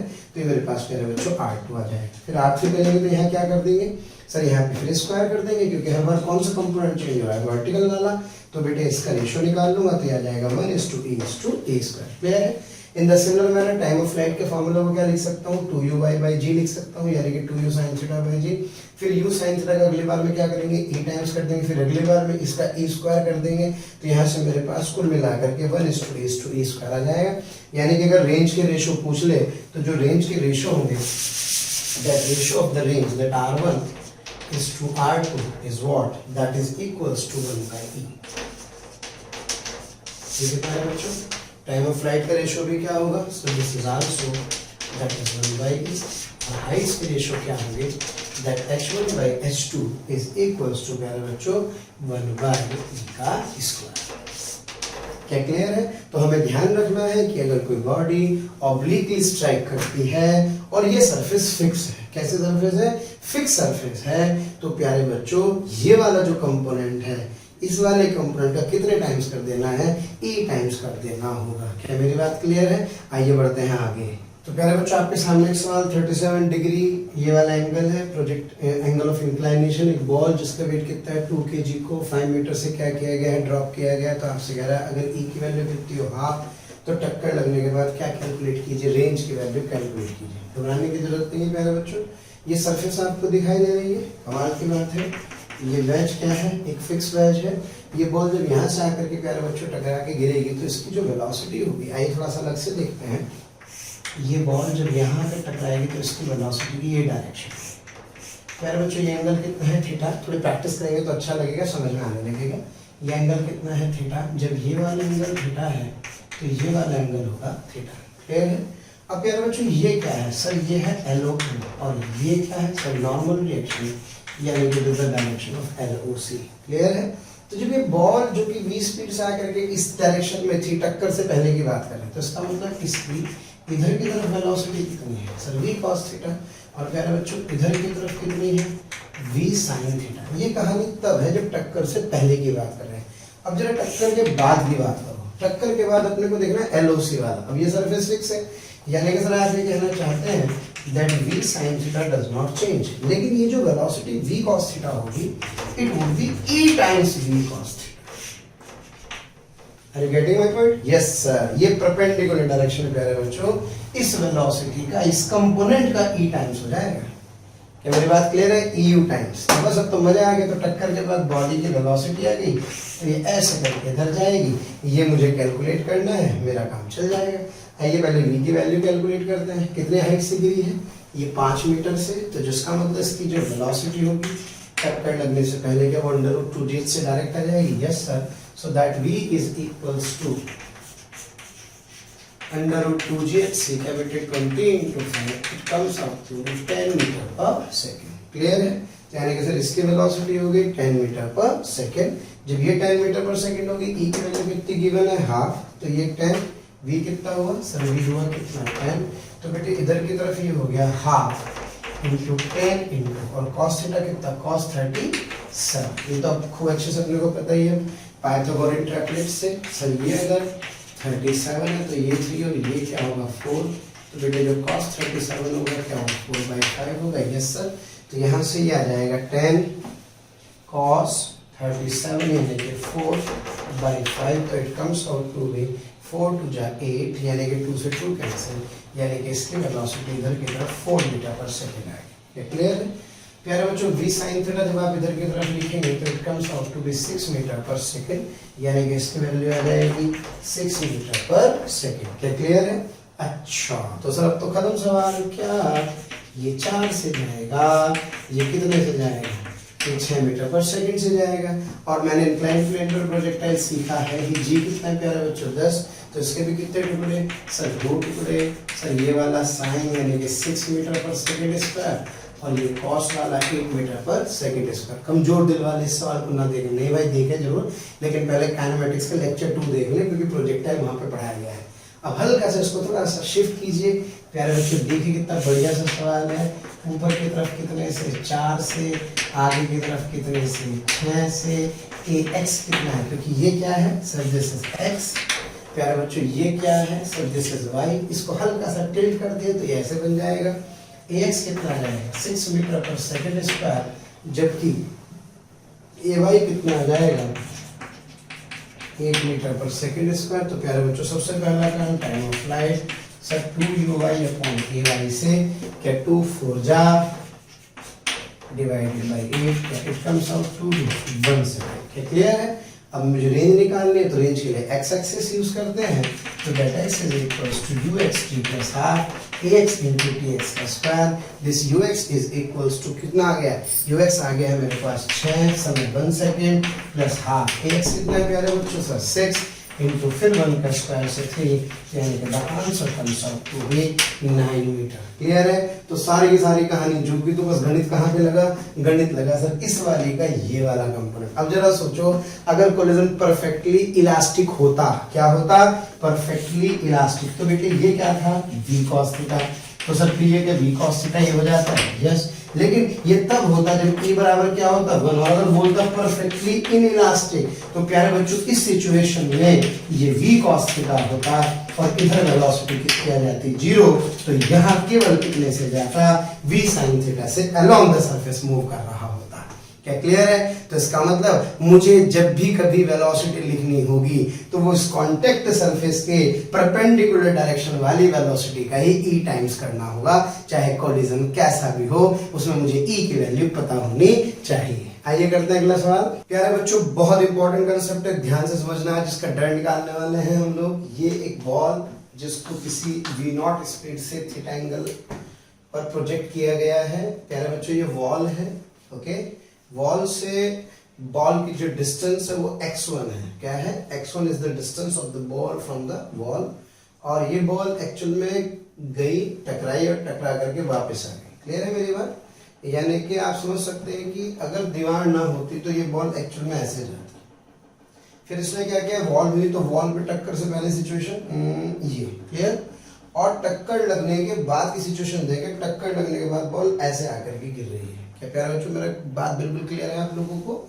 ये v0 से फेंका थीटा एंगल पर, दीवार ये रही, ये डिस्टेंस दीवार से बॉल की कितनी है x1, ये बॉल गई टकरा के वापस आई। तो प्यारे बच्चों आपसे कह रहा है कि जब ये गई तो इस समय इसकी डिस्टेंस यहाँ से कितनी है x1, जब टकरा के वापस लौटी तो ये कितनी है x2। तो आपको बताना है कि ये बॉल कहाँ पर आकर के गिरेगी, यानी कि you have to calculate the value of x2। क्या प्यारे बच्चों मेरी बात क्लियर है? आइए बहुत ध्यान से समझते हैं। जब ये बॉल किसी v0 स्पीड से चली तो प्यारे बच्चों इसका ये वाला कंपोनेंट होगा। क्या इसे मैं v0 cos थीटा कह सकता हूँ? Yes sir. क्या बेटे ये वाला कंपोनेंट होगा v0 sin थीटा? तो मेरे पास हॉरिजॉन्टल है, ये वर्टिकल वेलोसिटी है। प्यारे बच्चों मैं जब इस बॉल को देखता हूँ तो बॉल जस्ट टकराने वाली होती है, टकराने से जस्ट पहले की बात कर रहा हूँ, टकराने से जस्ट पहले वेलोसिटी कितनी है v। तो इस v के कितने टुकड़े होंगे? 2। कौन कौन से सर? एक होगा परपेंडिकुलर टू द वॉल और एक होगा अलोंग द वॉल। तो जो कंपोनेंट वॉल के परपेंडिकुलर है प्यारे बच्चों, उसके बारे में चर्चा करें। अभी तो सीखा था हमने क्या कि जब कोई बॉल किसी सरफेस पर v0 से टकराती है तो क्या इसकी स्पीड e v0 हो जाती है? Yes sir. और क्या प्यारे बच्चों ये वाली अनचेंज रहती है? Yes sir. तो जो वेलोसिटी अलोंग द सरफेस है वो चेंज नहीं होगी, फ्रिक्शन इज एब्सेंट। ओके, मैं कह रहा हूं देयर इज नो फ्रिक्शन, तो इसका मतलब vy रिमेन्स अनचेंज, लेकिन जो vx है प्यारे बच्चों ये टकरा करके चेंज हो जाएगी and it would be evx। क्या क्लियर है? तो vy रिमेन्स अनचेंज्ड, यानी कि ये रहेगी unchanged and this velocity is evx। इसका मतलब अगर मैं आपसे पूछूं कि बॉल की कौन सी वेलोसिटी चेंज हुई, x वाली या y वाली, तो प्यारे बच्चों आपका जवाब होगा सर x वाली क्या हुई है? चेंज हुई है। इसका मतलब पूरे के पूरे प्रोजेक्टाइल मोशन के दौरान जो टाइम है वो टाइम चेंज नहीं होगा टक्कर लगने के बाद भी, क्योंकि हमें पता है कि y वाला मोशन अनअफेक्टेड है। कौन सा वाला मोशन? Motion along y। तो इसका मतलब जो टाइम पीरियड है वो हमेशा क्या रहेगा? कांस्टेंट, यानी कि टाइम पे फर्क नहीं पड़ेगा। तो जरा सोचो यहां से यहां तक का टाइम कितना है? t1। वापस लौटने का टाइम कितना है? t2। प्यारे बच्चों अगर दीवार ना होती तो क्या टोटल टाइम कितना होता? सर कैपिटल T होता। क्लियर है? तो दीवार होने ना होने से क्या फर्क पड़ रहा है? वाई वाले मोशन पे तो कोई फर्क नहीं पड़ रहा। तो अगर ये पहला टाइम कितना होता? t। अब इसको मैंने दो पार्ट में ब्रेक किया, दीवार पे टकराने से पहले कितना? t1, दीवार पे टक्कर लगने के बाद कितना टाइम है? Sir t2। तो सर जो टोटल टाइम t है that must be t1 plus t2, क्योंकि वाई वाले मोशन पे फर्क नहीं पड़ रहा है। तो मैं कह सकता हूं कि the total time t is equals to t1 plus t2। अब प्यारे बच्चों जो टोटल टाइम t है मतलब टोटल टाइम ऑफ फ्लाइट, यानी कि दीवार ना होती तो कितना होता? तो क्या 2u sin theta by g आ जाता? Yes sir. अब बात करते हैं प्यारे बच्चों इस वाले मोशन की जो यहां से यहां तक है। तो यहां से यहां तक कितना हॉरिजॉन्टल चलता है? x1। इसको यहां पे बना रहा हूं मैं, ये कितना चल रहा है सर? x1। टाइम कितना लग रहा है? t1। अब वेलोसिटी कितनी है? v0 cos थीटा, क्योंकि x वाली तो v0 cos थीटा टक्कर लगने से पहले हमेशा कांस्टेंट रहती है। तो क्या x1 is equals to what? Sir मैं कह सकता हूं टाइम बराबर डिस्टेंस अपॉन स्पीड, सिंपल लगा सकते हैं, क्योंकि ax कितना होता है? प्रोजेक्टाइल के लिए 0, तो T1 की वैल्यू आ गई x1/v0 cos थीटा। जब ये बॉल टकरा के मेरे बच्चों वापस आए तो अब इसकी स्पीड कितनी है सर, ev0 cos थीटा है। चल कितना रहा है x2, तो बस फर्क इतना है कि वहां v0 cos थीटा था, अब ये ev0 हो जाएगा, तो यहां से T2 कितना आ गया x2/ev0 cos थीटा। बस भैया उठाओ यहां रख दो sir, 2u sin theta by g is equals to प्यारे बच्चों T1 आ जाएगा x1/v0 cos theta plus x2/v0 cos theta.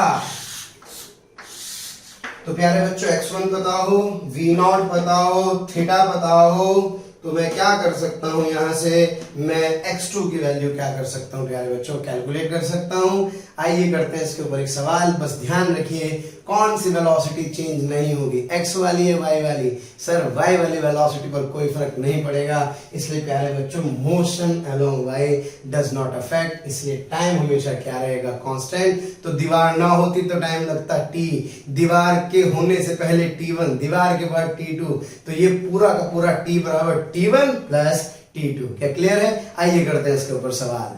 तो प्यारे बच्चों आपको क्वेश्चन दिखाया जा रहा है, एक बॉल जिसकी वेलोसिटी कितनी है 100 मीटर पर सेकेंड, ओके, इसको किसी एंगल 37 डिग्री पर क्या कर रहे हैं, प्रोजेक्ट कर रहे हैं।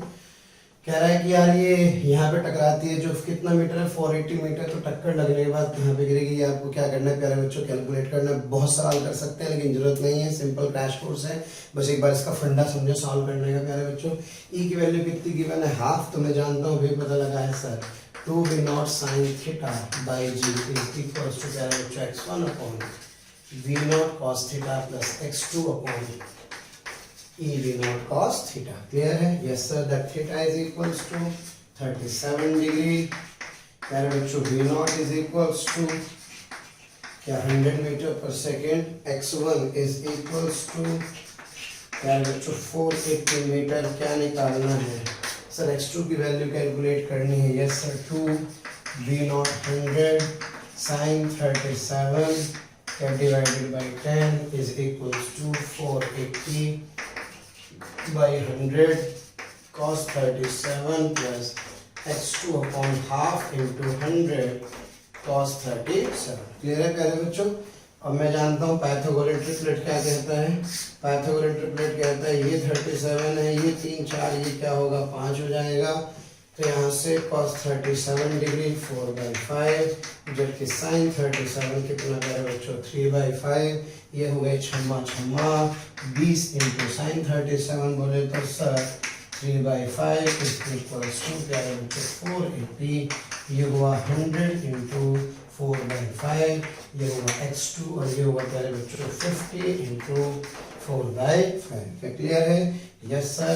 प्यारे बच्चों 4 आ जाएगा, यानी कि दिस 12 इज इक्वल्स टू, यहाँ से छम्मा छम्मा हो गए, यानी कि मेरे पास आ गया 4/8/10, यानी कि मेरे पास आ जाएगा प्यारे बच्चों 40 इंटू 5, यह आ जाएगा 8 6 यानी कि 6 आ जाएगा, और प्लस x2 आ गया 10 यानी कि x2/40। क्या क्लियर है? तो प्यारे बच्चों ये आ गया 12, this is equals to 6 plus x2/40, ये इधर जाकर के कितना जाएगा 6 हो जाएगा, यानी कि sir x2 comes out to be प्यारे बच्चों 240 मीटर। क्या क्लियर है? यानी कि this x2 comes out to be 240 metre. तो क्लियर है? तो यानी कि यहाँ से गया टकरा के जब यहाँ आएगा तो 240 मीटर पर आकर के गिरेगा। तो इस तरह से आप इस क्वेश्चन को क्या बच्चों सॉल्व कर सकते हैं, ऑरली भी सॉल्व कर सकते हैं, इसको अलग अलग पार्ट में ब्रेक करके भी सॉल्व कर सकते हैं। अब बात ये है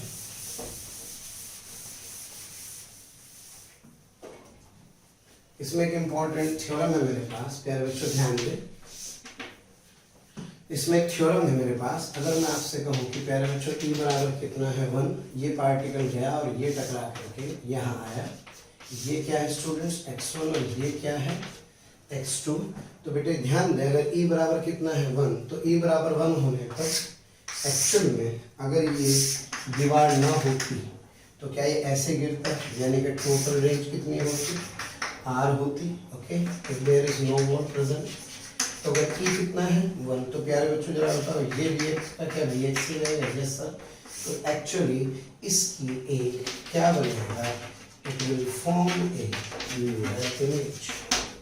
यानी कि सर अगर ये x2 होता, क्या ये क्या होता सर, ये x1 होता, तो क्या x2 की वैल्यू क्या बेटे r माइनस x1 होती, तो इसका मतलब ये जो आंसर होता क्या ये r माइनस x1 आ जाता है। यस, लेकिन ये तब होता जब e बराबर क्या होता 1, तो इस सिचुएशन में ये इसकी क्या होती, इसकी एक मिरर इमेज बन जाती। तो क्लियर है प्यारे बच्चों, पढ़ते हैं आगे।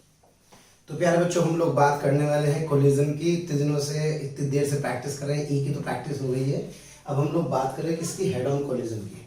हेड ऑन कोलिजन मतलब सीधी टक्कर। सीधी टक्कर का मतलब आप समझ ही गए हैं बार बार कि LOC LOM are in the same direction, क्योंकि अगर LOC और LOM कैसे डायरेक्शन में होते हैं, सेम डायरेक्शन में, तो कोलिजन कैसे कहलाते हैं प्यारे बच्चों, हेड ऑन कोलिजन कहलाता है। ये एक बॉल जिसका मास m1 है, दूसरा जिसका मास m2 है, U1 से जा रहा है, U2 से जा रहा है, U1 बड़ा होगा किससे, U2 से। ये एक इम्पॉर्टेंट कंडीशन है, तभी इसकी टक्कर हो पाएगी।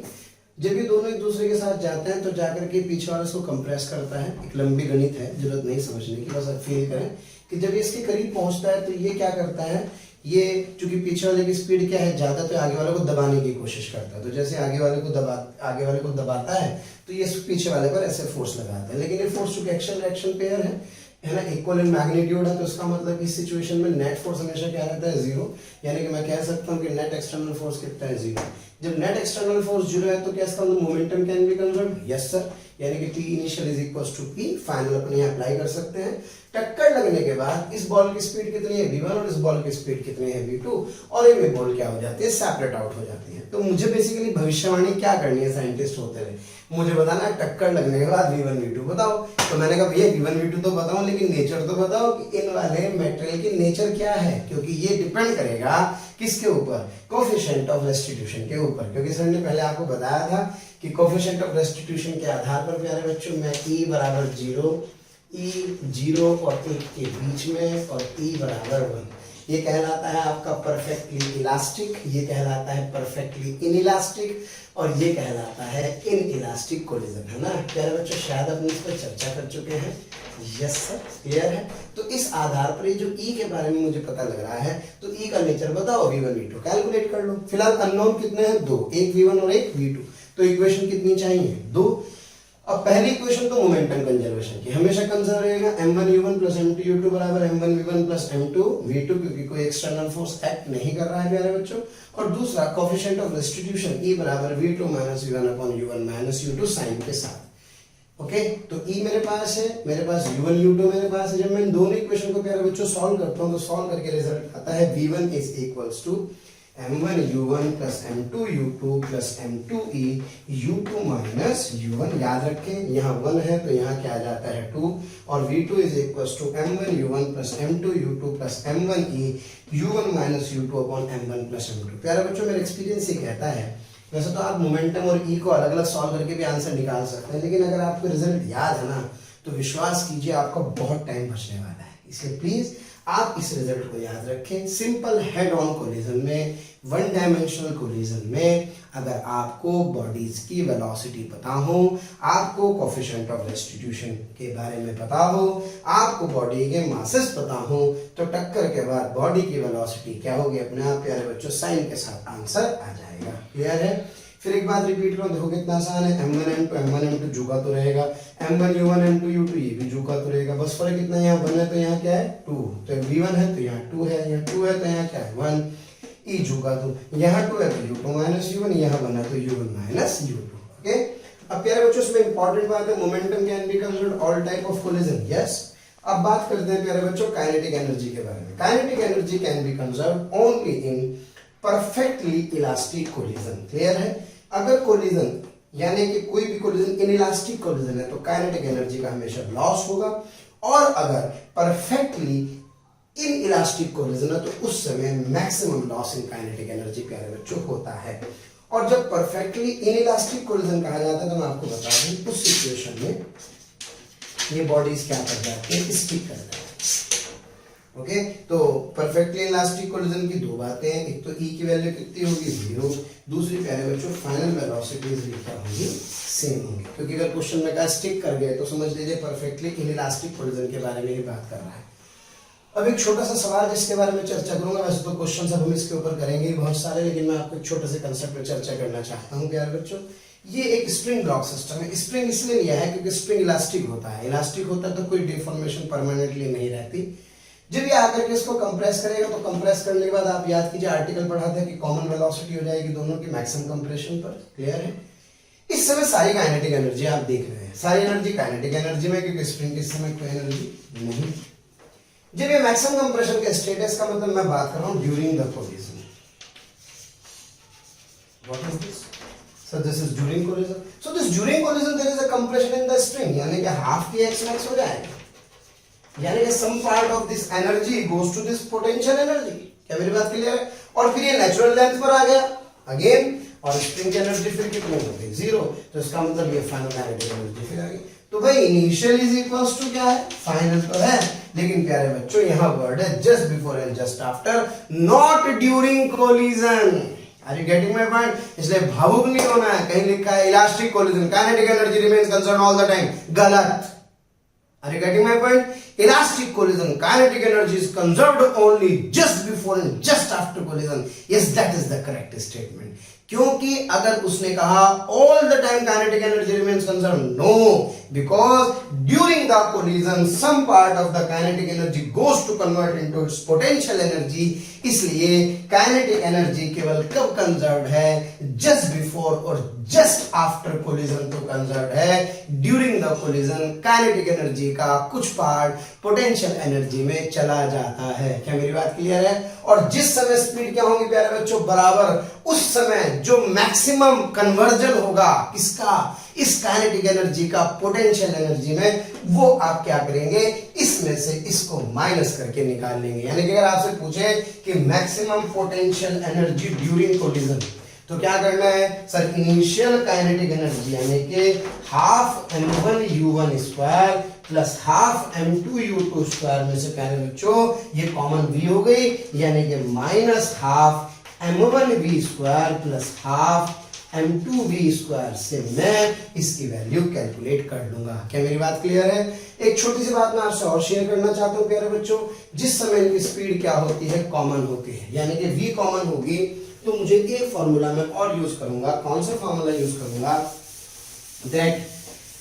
that common velocity v is equals to, यहां से मोमेंटम हमेशा चलेगा ही चलेगा, that v common is equals to m1u1 plus m2u2 upon m1 plus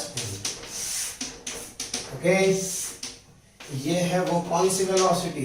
ये है वो कॉमन वेलोसिटी, क्योंकि इसके बाद ही पार्टिकल्स अलग होने लगेंगे, लेकिन यहां तक इसके पास जो कॉमन वेलोसिटी होगी प्यारे बच्चों, वो कॉमन वेलोसिटी कितनी आ जाएगी? v आ जाएगी। और एक छोटी सी बात और, अगर मुझसे पूछे यार कि भाई maximum loss in kinetic energy बताओ, क्या पूछे? Maximum loss in kinetic energy. तो पहली बात कोलिजन कौन सा? तो परफेक्टली इनइलास्टिक। तो प्यारे बच्चों उसके इसमें ये फाइनल कितना होगा sir? Half m1v square plus half m2v square, और प्यारे बच्चों इनिशियल काइनेटिक कितनी होगी? Half m1u1 square plus half m2u2 का स्क्वायर। तो आपसे क्या पूछ रहा है? लॉस पूछ रहा है। तो लॉस मतलब क्या होता है सर? लॉस होता है कि इनिशियल माइनस के फाइनल।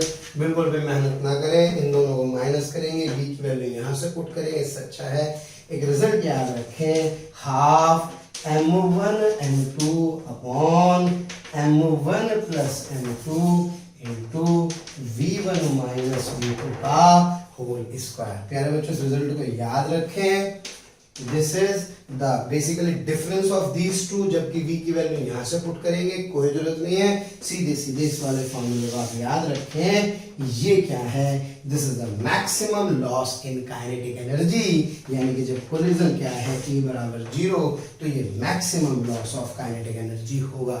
क्या क्लियर है? आइए करते हैं इसके ऊपर कुछ सवाल। तो प्यारे बच्चों maximum loss in kinetic energy is what? k initial minus k final. Okay, तो इसके लिए आप क्या करेंगे? हम दोनों इक्वेशन को सॉल्व करेंगे तो सही रिजल्ट आएगा। आप इसे विशेष रूप से याद रखें, आपका बहुत सारा टाइम प्यारे बच्चों बचाने वाला। और maximum loss in kinetic energy में की वैल्यू कितनी होती है? 0, आप सभी जानते हैं, और v1 v2 क्या हो जाते हैं? कॉमन हो जाते हैं। अब इसका मतलब मेरे पास एक फार्मूला फाइनली रिवाइज करा देता हूँ। एक मेरे पास ये वाला फार्मूला है, एक बेटे V2 का मेरे पास ये वाला फार्मूला, इसको यूज करते हैं। अब एक important result number 1, if the particles masses are identical, m1 किसके बराबर है, m2 के, और e क्या है 1, यानी कि कोलिजन कैसे है प्यारे बच्चों, इलास्टिक है। तो इस सिचुएशन में जो वेलोसिटी होती है वो इंटरचेंज हो जाती है, यानी कि जो v1 होगी वो u2 हो जाएगी और जो v2 होगी वो क्या हो जाएगी, u1 हो जाएगी। क्योंकि जब आप इसमें mm रखेंगे, सॉल्व करेंगे, तो इस तरह का रिजल्ट मेरे पास आ जाएगा। एग्जाम्पल से समझते हैं क्या कहना चाह रहा हूँ। अगर ये बॉल m, ये बॉल m आइडेंटिकल है प्यारे बच्चों, e बराबर कितना है 1, आपस में कोलाइड करते हैं। तो कोलाइड करने के बाद इसकी और इसकी जो वेलोसिटी होगी, टक्कर लगने के बाद इसकी v1 होती है और इसकी कितनी होती है v2। तो जो v1 होगा वो तो क्या हो जाएगी, u2 हो जाएगी, और जो v2 है वो प्यारे बच्चों क्या हो जाएगी, u1, यानी कि इनकी वेलोसिटी इंटरचेंज हो जाएगी। एज फॉर एग्जांपल, अगर एक 2 kg की बॉल किसी दूसरी 2 kg की बॉल से जो कि रेस्ट पर रखे टकराती है, कैसे, इलास्टिकली, e बराबर कितना है 1। तो इस सिचुएशन में ये वाली बॉल तो क्या जाएगी, रेस्ट पर, जबकि इस वाली बॉल के पास एक वेलोसिटी पहुंच जाएगी कितनी, 10 मीटर पर सेकंड। क्या क्लियर है? और देख लेते हैं। मान लीजिए ये वाली बॉल जा रही है 2 मीटर पर सेकंड से, और ये वाली किससे आ रही है 5 मीटर पर सेकंड से। प्यारे बच्चों, दोनों बॉल कैसी हैं, आइडेंटिकल, और e किसके बराबर है 1 के। तो टक्कर लगने के बाद इनके वेलोसिटी क्या हो जाएंगे, इंटरचेंज। यानी कि ये वाली जो बॉल है इसके पास तो कितनी आ जाएगी, इसके पास 5 मीटर पर सेकंड आ जाएगी, और इस वाली बॉल के पास 2 मीटर पर सेकंड आ जाएगी। ध्यान रखना, ये ब्लू है और ये रेड है, तो ये ब्लू ही है, ये रेड ही है। ऐसा नहीं कि अंदर से दूसरे के आर पार निकल गई है ना, ऐसा नहीं हो रहा है। ब्लू अब इस बार इसकी वेलोसिटी ले लेगी और रेड इसकी वेलोसिटी ले लेगी। तो इस तरह से मैं क्या कर सकता हूँ, समझ सकता हूँ प्यारे बच्चों, इलास्टिक कोलिजन की कि आइडेंटिकल मासेस में वेलोसिटी क्या हो जाती है, इंटरचेंज हो जाती है। आइए करते हैं इसके ऊपर और क्वेश्चंस। बच्चों ये क्वेश्चन आप देख रहे हैं, इसमें 4 आइडेंटिकल मासेस हैं, m m m m। Okay, ये माना गया है कि कोलिजन कैसा है, परफेक्टली इलास्टिक। तो आपसे पूछा है कि फाइनली ए और डी की वेलोसिटी बताइए। तो सबसे पहला जब ये इससे टकराएगा, तो इससे टकराने पर प्यारे बच्चों ये वाला जो बी होगा इसके पास कितने आ जाएंगे, 10 मीटर पर सेकंड, जबकि ए वाला क्या आ जाएगा, रेस्ट पर। क्लियर है? इधर डी क्या आ जाएगा, रेस्ट पर, और ये वाला अपनी वेलोसिटी इसको दे देगा, तो it will move with the velocity 5 metre per second. फिर अब इनके बीच में वेलोसिटी इंटरचेंज होंगी, यानी कि ये इसको दे देगा, ये इसको दे देगा, यानी कि बी वाले के पास आ जाएगी 5 मीटर पर सेकंड, सी वाले के पास 10 मीटर पर सेकंड, ये ए रहेगा और ये क्या रहेगा प्यारे बच्चों, डी, और फिर ये फिर इंटरचेंज कर लेगा। सो फाइनली ये बी आ जाएगा प्यारे बच्चों रेस्ट पर, और ए इधर मुँह मार रहा होगा कितने से, 5 मीटर पर सेकंड से, जबकि ये सी वाला रेस्ट पर होगा और डी वाला की तरफ जा रहा होगा 10 मीटर पर सेकंड से। क्लियर है? तो इसका मतलब आइडेंटिकल मासेस में इलास्टिकली कोलिजन में वेलोसिटी क्या हो जाती है, इंटरचेंज हो जाती है। प्यारे बच्चों, उसके बहुत बड़े एग्जांपल और बताता हूँ मैं आपको।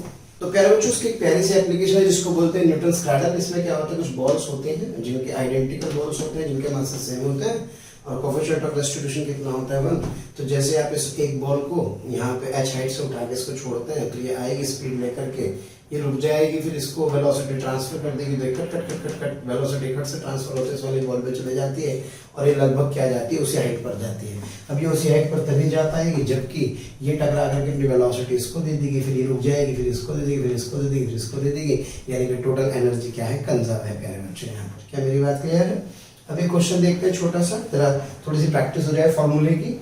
ये बॉल जिसकी वेलोसिटी 10 मीटर पर सेकंड है, 4 kg की है, ये दूसरी 5 मीटर पर सेकंड 2 kg की है, दोनों अपोजिट डायरेक्शन में मूव कर रहे हैं। तो आपसे कह रहा है अगर a इज इक्वल्स टू 1 हो तो v1 v2 निकालिए, a is equals to half हो तो v1 v2 निकालिए, a इज इक्वल्स टू 0 हो तो v1 v2 निकालिए। थोड़ी सी प्रैक्टिस कर सकते हैं आप क्वेश्चंस की। प्यारे बच्चों, u1 कितना हुआ +10, u2 कितना हुआ -5। अब मुझे क्या निकालना है, v1। तो मैं जानता हूँ फॉर्मूला क्या कहता है सर, फॉर्मूला कहता है m1 u1 plus m2 u2 plus m2 into e u2 minus u1 upon m1 plus m2। तो प्यारे बच्चों, यहाँ से मेरे पास v1 कितना जाएगा 0, तब जबकि e को क्या लेंगे 1, फिर यहाँ पे v2 लिखेंगे उसी तरह से। ये वाली टर्म तो झुकी तो रहती हैं, ये वाली टर्म्स। अब बची वाली टर्म्स में यहाँ क्या आ जाएगा m1, यहाँ ई आ जाएगा, यहाँ आ जाएगा u1 माइनस u2, तो 15 आ जाएगा। इसी तरह से प्यारे बच्चों a is equal to half के लिए सॉल्व कर सकते हैं।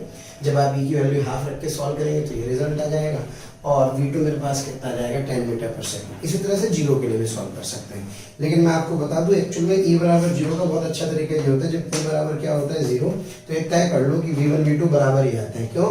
क्योंकि जो बॉल्स होती हैं वो आपस में क्या कर जाती हैं, स्टिक कर जाती हैं, या उनकी वेलोसिटी क्या हो जाती है, कॉमन। तो आप सीधे सीधे तो फॉर्मूला लगा सकते हैं, या आप डायरेक्ट क्या करें, m1u1 plus m2u2 upon m1 plus m2 से सीधे सीधे सेंटर ऑफ मास का फॉर्मूला प्यारे बच्चों लगा सकते हैं।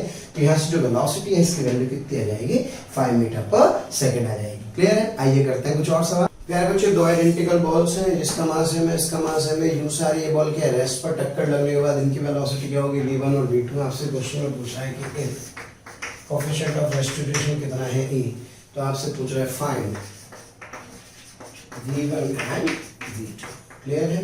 तो v1 और v2 आपसे क्या करें, पूछा है। ये अक्सर इन सवालों में पूछा जाता है, क्योंकि जब क्वेश्चन बहुत ज्यादा लेंथी होता है तो उसका थोड़ा सिंप्लीफाई कर लेते हैं। तो आइए प्यारे बच्चों v1 v2 निकालते हैं। So that v1 is equals to m1 u1 mu capital plus m into 0 plus हाँ जी m2 क्या है सर, ये तो m ही है, e u2 माइनस u1 यानी कि 0 माइनस u अपॉन हाँ प्यारे बच्चों m प्लस m यानी कि 2m आ जाएगा। तो यहाँ से मेरे पास आ जाएगा mu, तो ये आ गया, और ये आ गया मेरे पास माइनस mu क्या डिवाइडेड बाई 2m, छम्मा छम्मा हो गए। तो प्यारे बच्चों 1 माइनस u बाई 2 आ जाएगा v1। और इसी तरह से जब आप v2 सॉल्व करेंगे तो that v2 is equals to mu plus m into 0 plus m into u minus 0 upon m plus m से प्यारे बच्चों it comes out to be 1 plus u2। Please इन रिजल्ट्स को याद रखें। तो टक्कर लगने के बाद जो v1 होगा वो 1 माइनस e u बाई 2 होगा, और जो v2 होगा प्यारे बच्चों वो 1 प्लस e u बाई 2 होगा। Listen carefully, it's an important result for identical balls, जिसमें एक बॉल क्या है, रेस्ट पर है। ये आ जाएगा प्यारे बच्चों v1 v2 का आपसे अगर रेशो पूछ ले तो v1 v2 का रेशो क्या होगा सर, v1 v2 का रेशो होगा sir 1 minus e upon 1 plus e, क्योंकि u बाई 2 हो जाएगा छम्मा छम्मा, तो 1 minus e upon 1 plus e हो जाएगा। क्लियर है प्यारे बच्चों? रिजल्ट याद रखें, क्योंकि जो अब अगला क्वेश्चन हम लोग करने वाले हैं उसको हम इसके आगे से करेंगे। अच्छा, याद करने का तरीका क्या, टक्कर लगने के बाद ऑब्वियस है v2 बड़ा होता है इससे v1 से, तभी तो बॉल्स अलग अलग होती हैं। तो बड़ा मतलब 1 प्लस ई, और छोटा मतलब 1 माइनस ई, इसलिए यहाँ 1 प्लस ई है तो v2 है, 1 माइनस ई है तो क्या है, v1 है। आइए करते हैं सवाल। बच्चों क्वेश्चन ध्यान से समझें। एक m मास की बॉल जिसकी वेलोसिटी u, दूसरी बॉल आइडेंटिकल रेस्ट पर टकराती है। कोएफिशिएंट ऑफ रेस्टिट्यूशन क्या है, e। तो आपसे कह रहा है अगर final kinetic energy is 3/4 times of the initial kinetic energy, then calculate coefficient of restitution, यानी कि कोएफिशिएंट ऑफ रेस्टिट्यूशन की वैल्यू क्या कीजिए, कैलकुलेट कीजिए। तो प्यारे बच्चों चूंकि आइडेंटिकल बॉल्स हैं, कोएफिशिएंट ऑफ रेस्टिट्यूशन कितना है, e। तो मैंने अभी रिजल्ट सीखा क्या सर, इसकी वेलोसिटी v1 और इसकी वेलोसिटी v1 में that v1 is 1 minus e u by 2 and that v2 is 1 plus e u by 2। ये क्लियर है? यहाँ से v1 आ गया, v2 आ गया। प्यारे बच्चों इनिशियल काइनेटिक एनर्जी क्या लिख सकता हूँ सर, इनिशियल काइनेटिक एनर्जी लिख सकते हैं half mu square plus half m into 0 का स्क्वायर, या दैट इज हाफ mu का स्क्वायर। क्लियर है? अब लिखेंगे प्यारे बच्चों फाइनल काइनेटिक एनर्जी। सो क्या है, yes sir, half m into, हाँ बेटा लिख सकता हूँ 1 माइनस e का square u square by 4 half m into 1 plus e का होल स्क्वायर बाई 4 u का स्क्वायर। क्या क्लियर है? Yes sir. यहाँ से मेरे पास क्या आ गया, अब मैं क्या लिख सकता हूँ, क्या मैं लिख सकता हूँ k final is 3/4 times of k initial. तो इसका मतलब प्यारे बच्चों हाफ m 1 माइनस e का square by 4 u square plus half m 1 plus e का whole square by 4 u square is equals to, हाँ बेटा 3/4 times half m into u का स्क्वायर। क्या प्यारे बच्चों मेरी बात क्लियर है? तो यहाँ से m हाफ m हो गए, छम्मा छम्मा। प्यारे बच्चों वाह, 4 भी क्या हो गए, यहाँ से छम्मा छम्मा। तो मैं लिख सकता हूँ यहाँ से 1 माइनस e का whole square u square plus 1 plus e का whole square u square is equals to 3u का स्क्वायर। क्या क्लियर है? अब आप देखिए इस पूरी की पूरी इक्वेशन में u स्क्वायर भी क्या हो गए, वाओ, u स्क्वायर भी हो गए छम्मा छम्मा।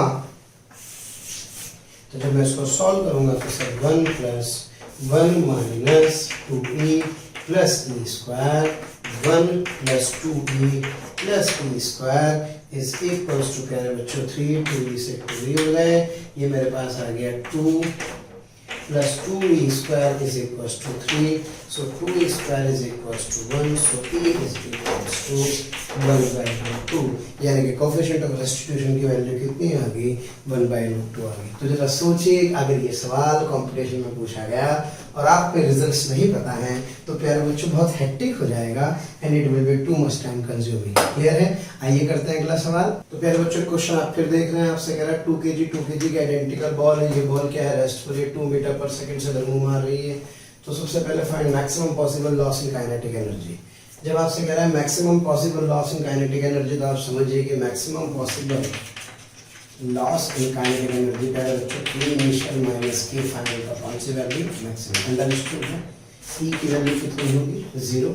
तो भाई दो तरीके हैं इस क्वेश्चन को सॉल्व करने के। पहला तरीका तो ये ई बराबर 0 पर v1 v2 निकाल लीजिए, यानी कि सर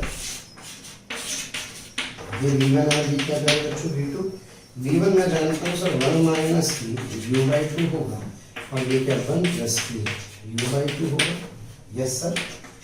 तो प्यारे बच्चों ई को सबसे पहले क्या पुट कर दीजिए, 0। जैसे ई को 0 पुट करेंगे तो v1 कितना आ गया सर u बाई 2 और v2 भी कितना आ गया u बाई 2। क्लियर है?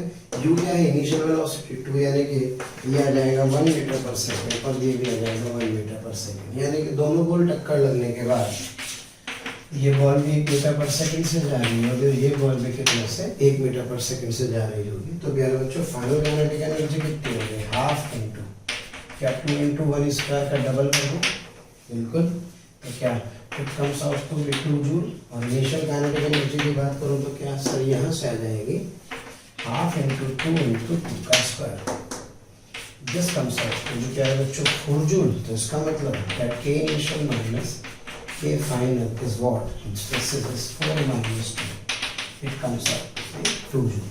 अब यार ये बहुत लंबा तरीका है, कंपटीशन में आ जाएगा तो उतना टाइम तो हमारे पास है नहीं। तो आप याद रखो मैंने आपको फॉर्मूला बताया क्या, that maximum possible loss is what, half m1 m2 upon m1 plus m2 into u1 minus u2। प्यारे बच्चों आइए वैल्यू रखते हैं, हाफ 2 प्लस 2 into u1 कितना है सर 2 माइनस 0 का स्क्वायर। क्लियर है प्यारे बच्चों? तो it comes out to be ये छम्मा छम्मा हो गए, यानी कि 2/4 इंटू 2 का स्क्वायर, वाओ, यानी कि आंसर कितना आ जाएगा, this answer comes out to be 2 joule. तो हिंग लगाना फिटकरी, रंग चोखा चोखा, शानदार जुगाड़ है। मैक्सिमम पॉसिबल लॉस पूछे तो कुछ नहीं करना है, सीधे सीधे इस वाले फॉर्मूले को लगाओ और प्यारे बच्चों आंसर कैलकुलेट कर दो।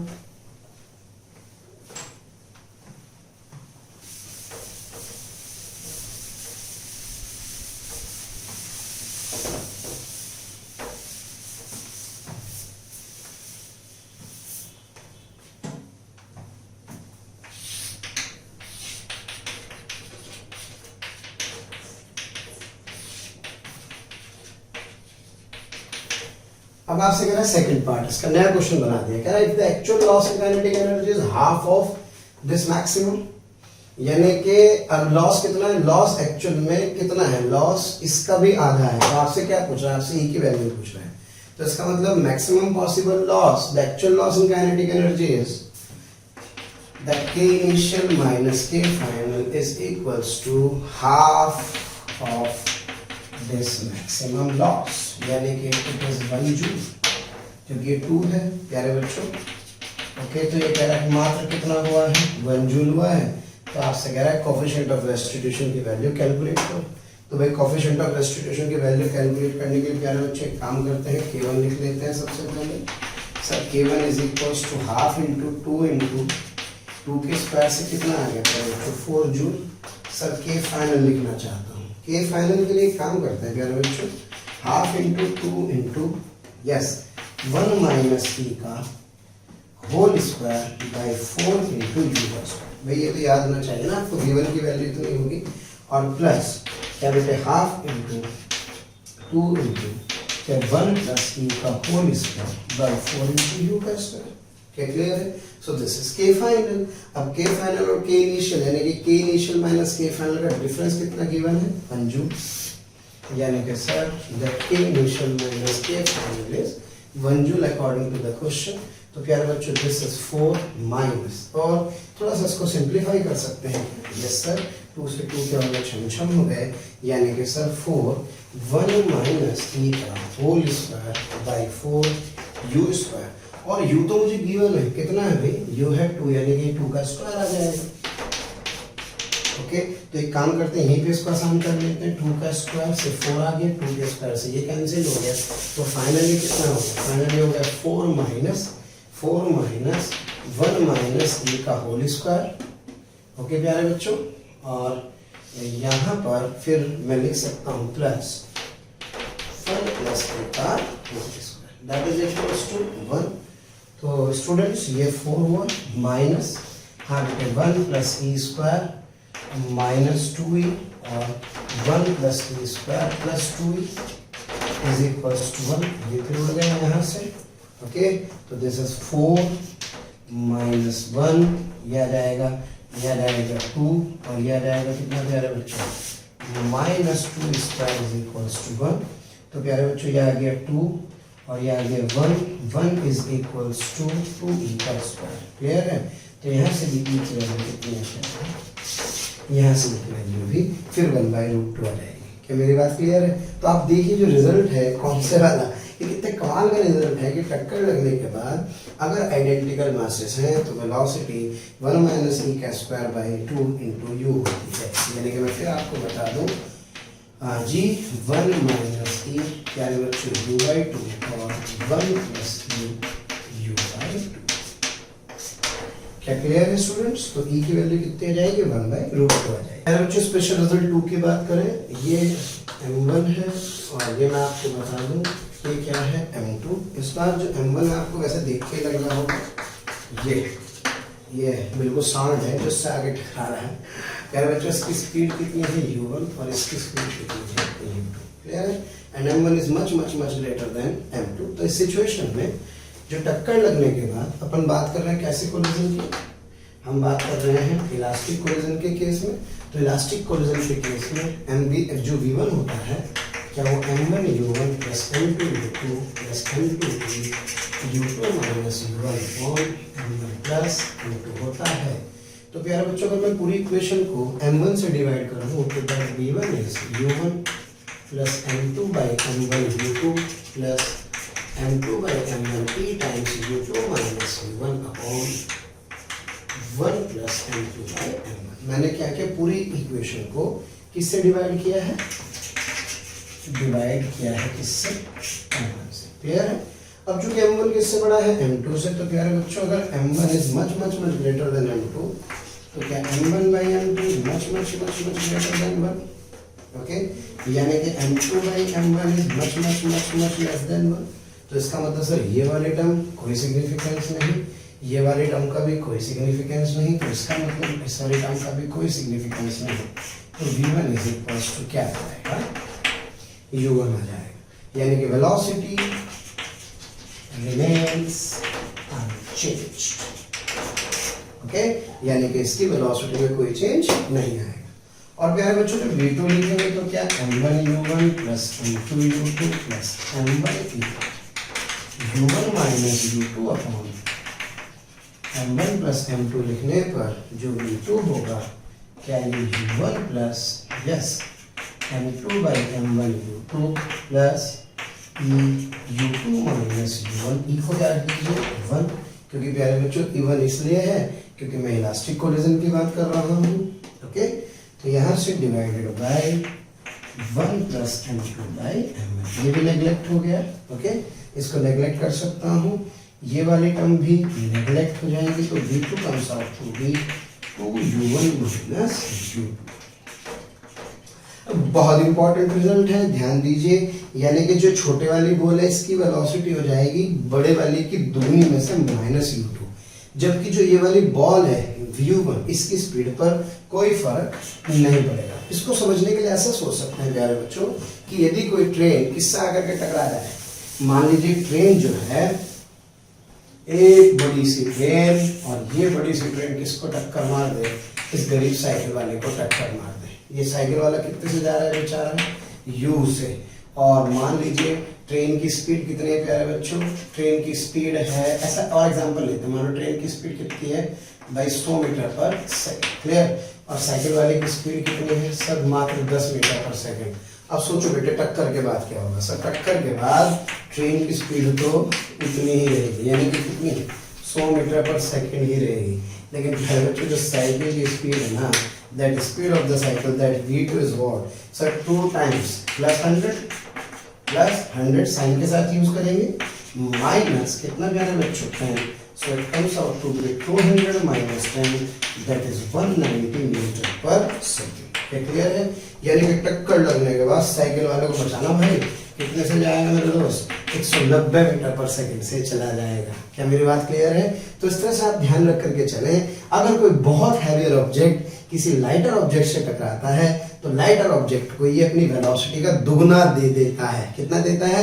दुगना दे देता है। क्लियर है मेरी बात? इतना करते हैं। तो प्यारे बच्चों क्वेश्चन आप देख रहे हैं, मैसिव बॉल है जो 20 मीटर पर सेकंड से जा रही है, बॉल इसकी तरफ 1 मीटर पर सेकंड से आ रही है। m1 is much much greater than m2, साफ साफ समझ में आ रहा है। तो आपसे कह रहा है find velocity of the body just after the collision. तो इस रिजल्ट को अप्लाई करते हैं प्यारे बच्चों। इसकी वेलोसिटी में मेरे ख्याल से कोई फर्क नहीं पड़ने वाला, क्योंकि जो v1 होता है वो किसके बराबर रहता है, u1 के। तो सर इसका मतलब इसकी सेहत पे तो कोई फर्क नहीं पैदा जी, यानी कि 20 मीटर पर सेकंड। अब प्यारे बच्चों मुझसे पूछ रहा है इसकी वेलोसिटी बताओ, तो क्या होता है v2 sir, v2 is 2u1 minus u2 vector. Clear है? तो प्यारे बच्चों जो v2 वेक्टर होगा दैट इज 2u1, u1 कितना है 20 है प्लस 20 सर 2 into प्लस 20, और माइनस u2 क्या है प्यारे बच्चों, ये u2 है -1, so this is 22 plus 1 that is 41 metre per second.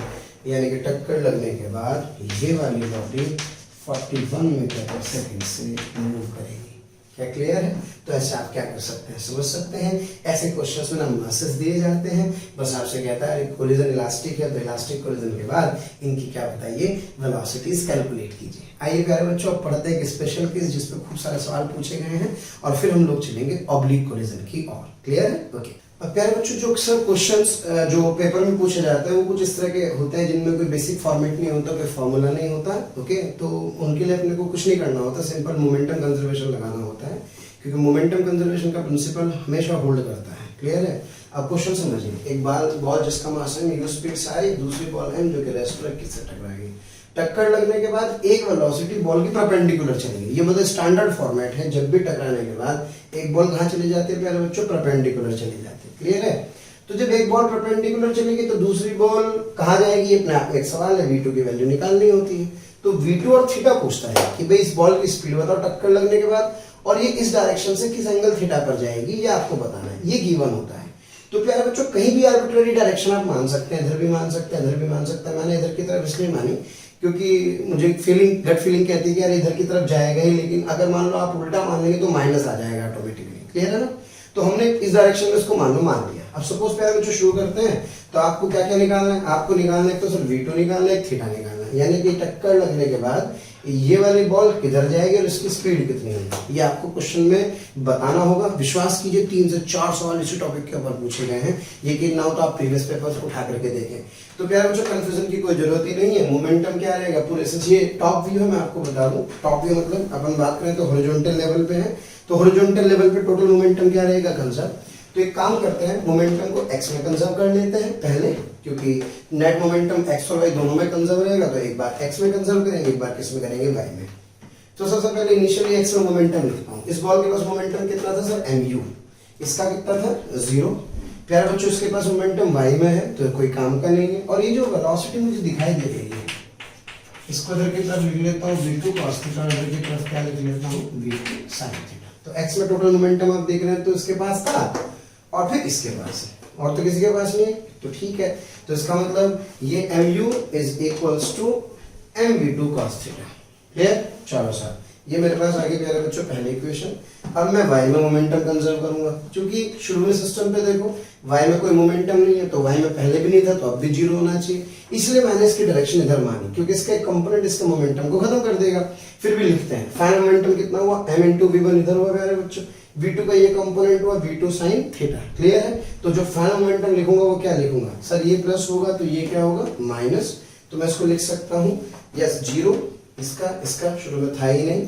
Finally ये मुझे v1 है यानी कि प्लस mv1, ये ऊपर है तो उसका नीचे होगा क्योंकि पहले कितना था जीरो, तो ये आ जाएगा मेरे पास माइनस mv2 sin थीटा। तो प्यारे बच्चों एक इक्वेशन मेरे पास आ गई, mv1 is equals to mv2 sin theta. दो इक्वेशन मेरे पास हैं। अब प्यारे बच्चों ध्यान से देखिए, अगर मैं इन दोनों को डिवाइड कर दूं, 2 को 1 से डिवाइड कर दिया, मास क्या खत्म, v1 by u is equals to tan theta, तो क्या मेरे पास ये डायरेक्शन आ जाएगी? यस सर, जिस डायरेक्शन में पार्टिकल क्या कर रहा होगा, मूव कर रहा होगा प्यारे बच्चों, मेरे पास वो डायरेक्शन आ जाएगी। v1 मुझे पता है, u मुझे पता है, तो मैं उस डायरेक्शन थीटा को निकाल सकता हूँ जिसमें ये बॉल मूव मारेगी। साथ में इसका स्क्वायर ऐड कर दूंगा, तो 1 स्क्वायर प्लस 2 स्क्वायर करने पर जब मैं इन दोनों इक्वेशंस को ऐड कर दूंगा तो ये मेरे पास ये जो वैल्यू आएगी v2 की, वो ऑब्वियस है इन दोनों का सम आ जाएगी। So it comes out to be what, that v1 square plus u square, ये मेरे पास क्या आ जाएगा प्यारे बच्चों, इसकी स्पीड आ जाएगी। क्या मेरी बात क्लियर है? आइए करते हैं इस पे एक सवाल। प्यारे बच्चों क्वेश्चन आप देख रहे हैं, एक बॉल b है, ये बॉल a है। क्लियर? बॉल b की वेलोसिटी है इनिशियल v और बॉल a है रेस्ट पर। क्लियर? ये इनिशियल कंडीशन है। आपसे कह रहा है आफ्टर कोलिजन जो बॉल B है वो इनिशियल डायरेक्शन से परपेंडिकुलरली जाती है, कितनी वेलोसिटी से, v/2 से मूव कर रही है, ये आफ्टर कोलिजन की कंडीशन है। तो आपसे पूछ रहा है find the direction in which ball A moves after the collision, यानी कि जो बॉल है ये किस थीटा पर जाएगी, ये मुझे कैलकुलेट करना है। एक बार फिर मैं आपसे क्वेश्चन बता दूं प्यारे बच्चों, ball A, ball B, ball A जिसका मास m2 है, v स्पीड से जा रही है, ये है बॉल A जो कि रेस्ट पर है जिसका मास m1 है। क्लियर है प्यारे बच्चों? ये v सारे इससे टकराती है। कह रहे टक्कर लगने के बाद m2 moves perpendicular to the initial direction with velocity v/2।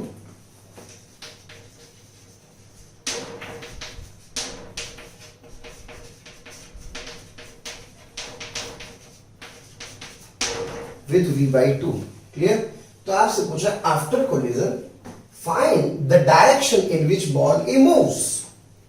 तो वैसे तो आप कहीं भी मान सकते हैं, जैसे मैंने पिछले क्वेश्चन में इधर मान लिया था, इस बार मैंने इस डायरेक्शन में इसको एज्यूम कर लिया। अगर मेरा डायरेक्शन निगेटिव आ गया तो समझ लेना कि इधर की जगह इधर जा रहा होगा, और इससे ज्यादा कोई खास बात नहीं है प्यारे बच्चों। तो सबसे पहला काम क्या करते हैं, इसकी डायरेक्शन एज्यूम कर ली थीटा और इसकी वेलोसिटी कितनी मान ली v2, let it moves with v2 and with at an angle theta. ये सारा का सारा टॉप व्यू है, मैं आपसे पहले बता रहा हूँ। बॉल ऐसे टकराएगी, एक ऐसे जाएगी और दूसरी इस तरह से जाएगी, तो हॉरिजॉन्टल प्लेन में सब कुछ चल रहा है। तो शुरू करते हैं। सबसे पहले momentum can be conserve x and y as well, क्योंकि एक्सटर्नल कोई फोर्स है नहीं, तो एक्स एक्सिस के लो, m2v से ये जा रहा होगा, ये जीरो है। इसका मोमेंटम लिखना चाहता हूँ प्यारे बच्चों, इसका मोमेंटम जो होगा हॉरिजॉन्टल प्लेन में सब कुछ चल रहा है। तो शुरू करते हैं। सबसे पहले momentum can be conserve x and y as well, क्योंकि एक्सटर्नल कोई फोर्स है नहीं, तो एक्स एक्सिस के लो, m2v से ये जा रहा होगा, ये जीरो है। इसका मोमेंटम लिखना चाहता हूं प्यारे बच्चों, इसका मोमेंटम जो होगा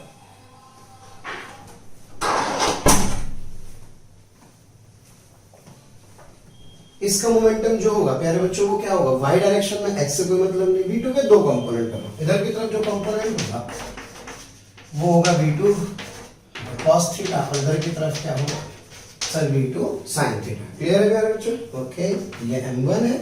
अब एक काम करते हैं, पहले x में लिख लेते हैं, तो x में इसके पास है और केवल इसके पास है, तो यानी कि sir m2 into v is equals to yes m1 v2 cos theta.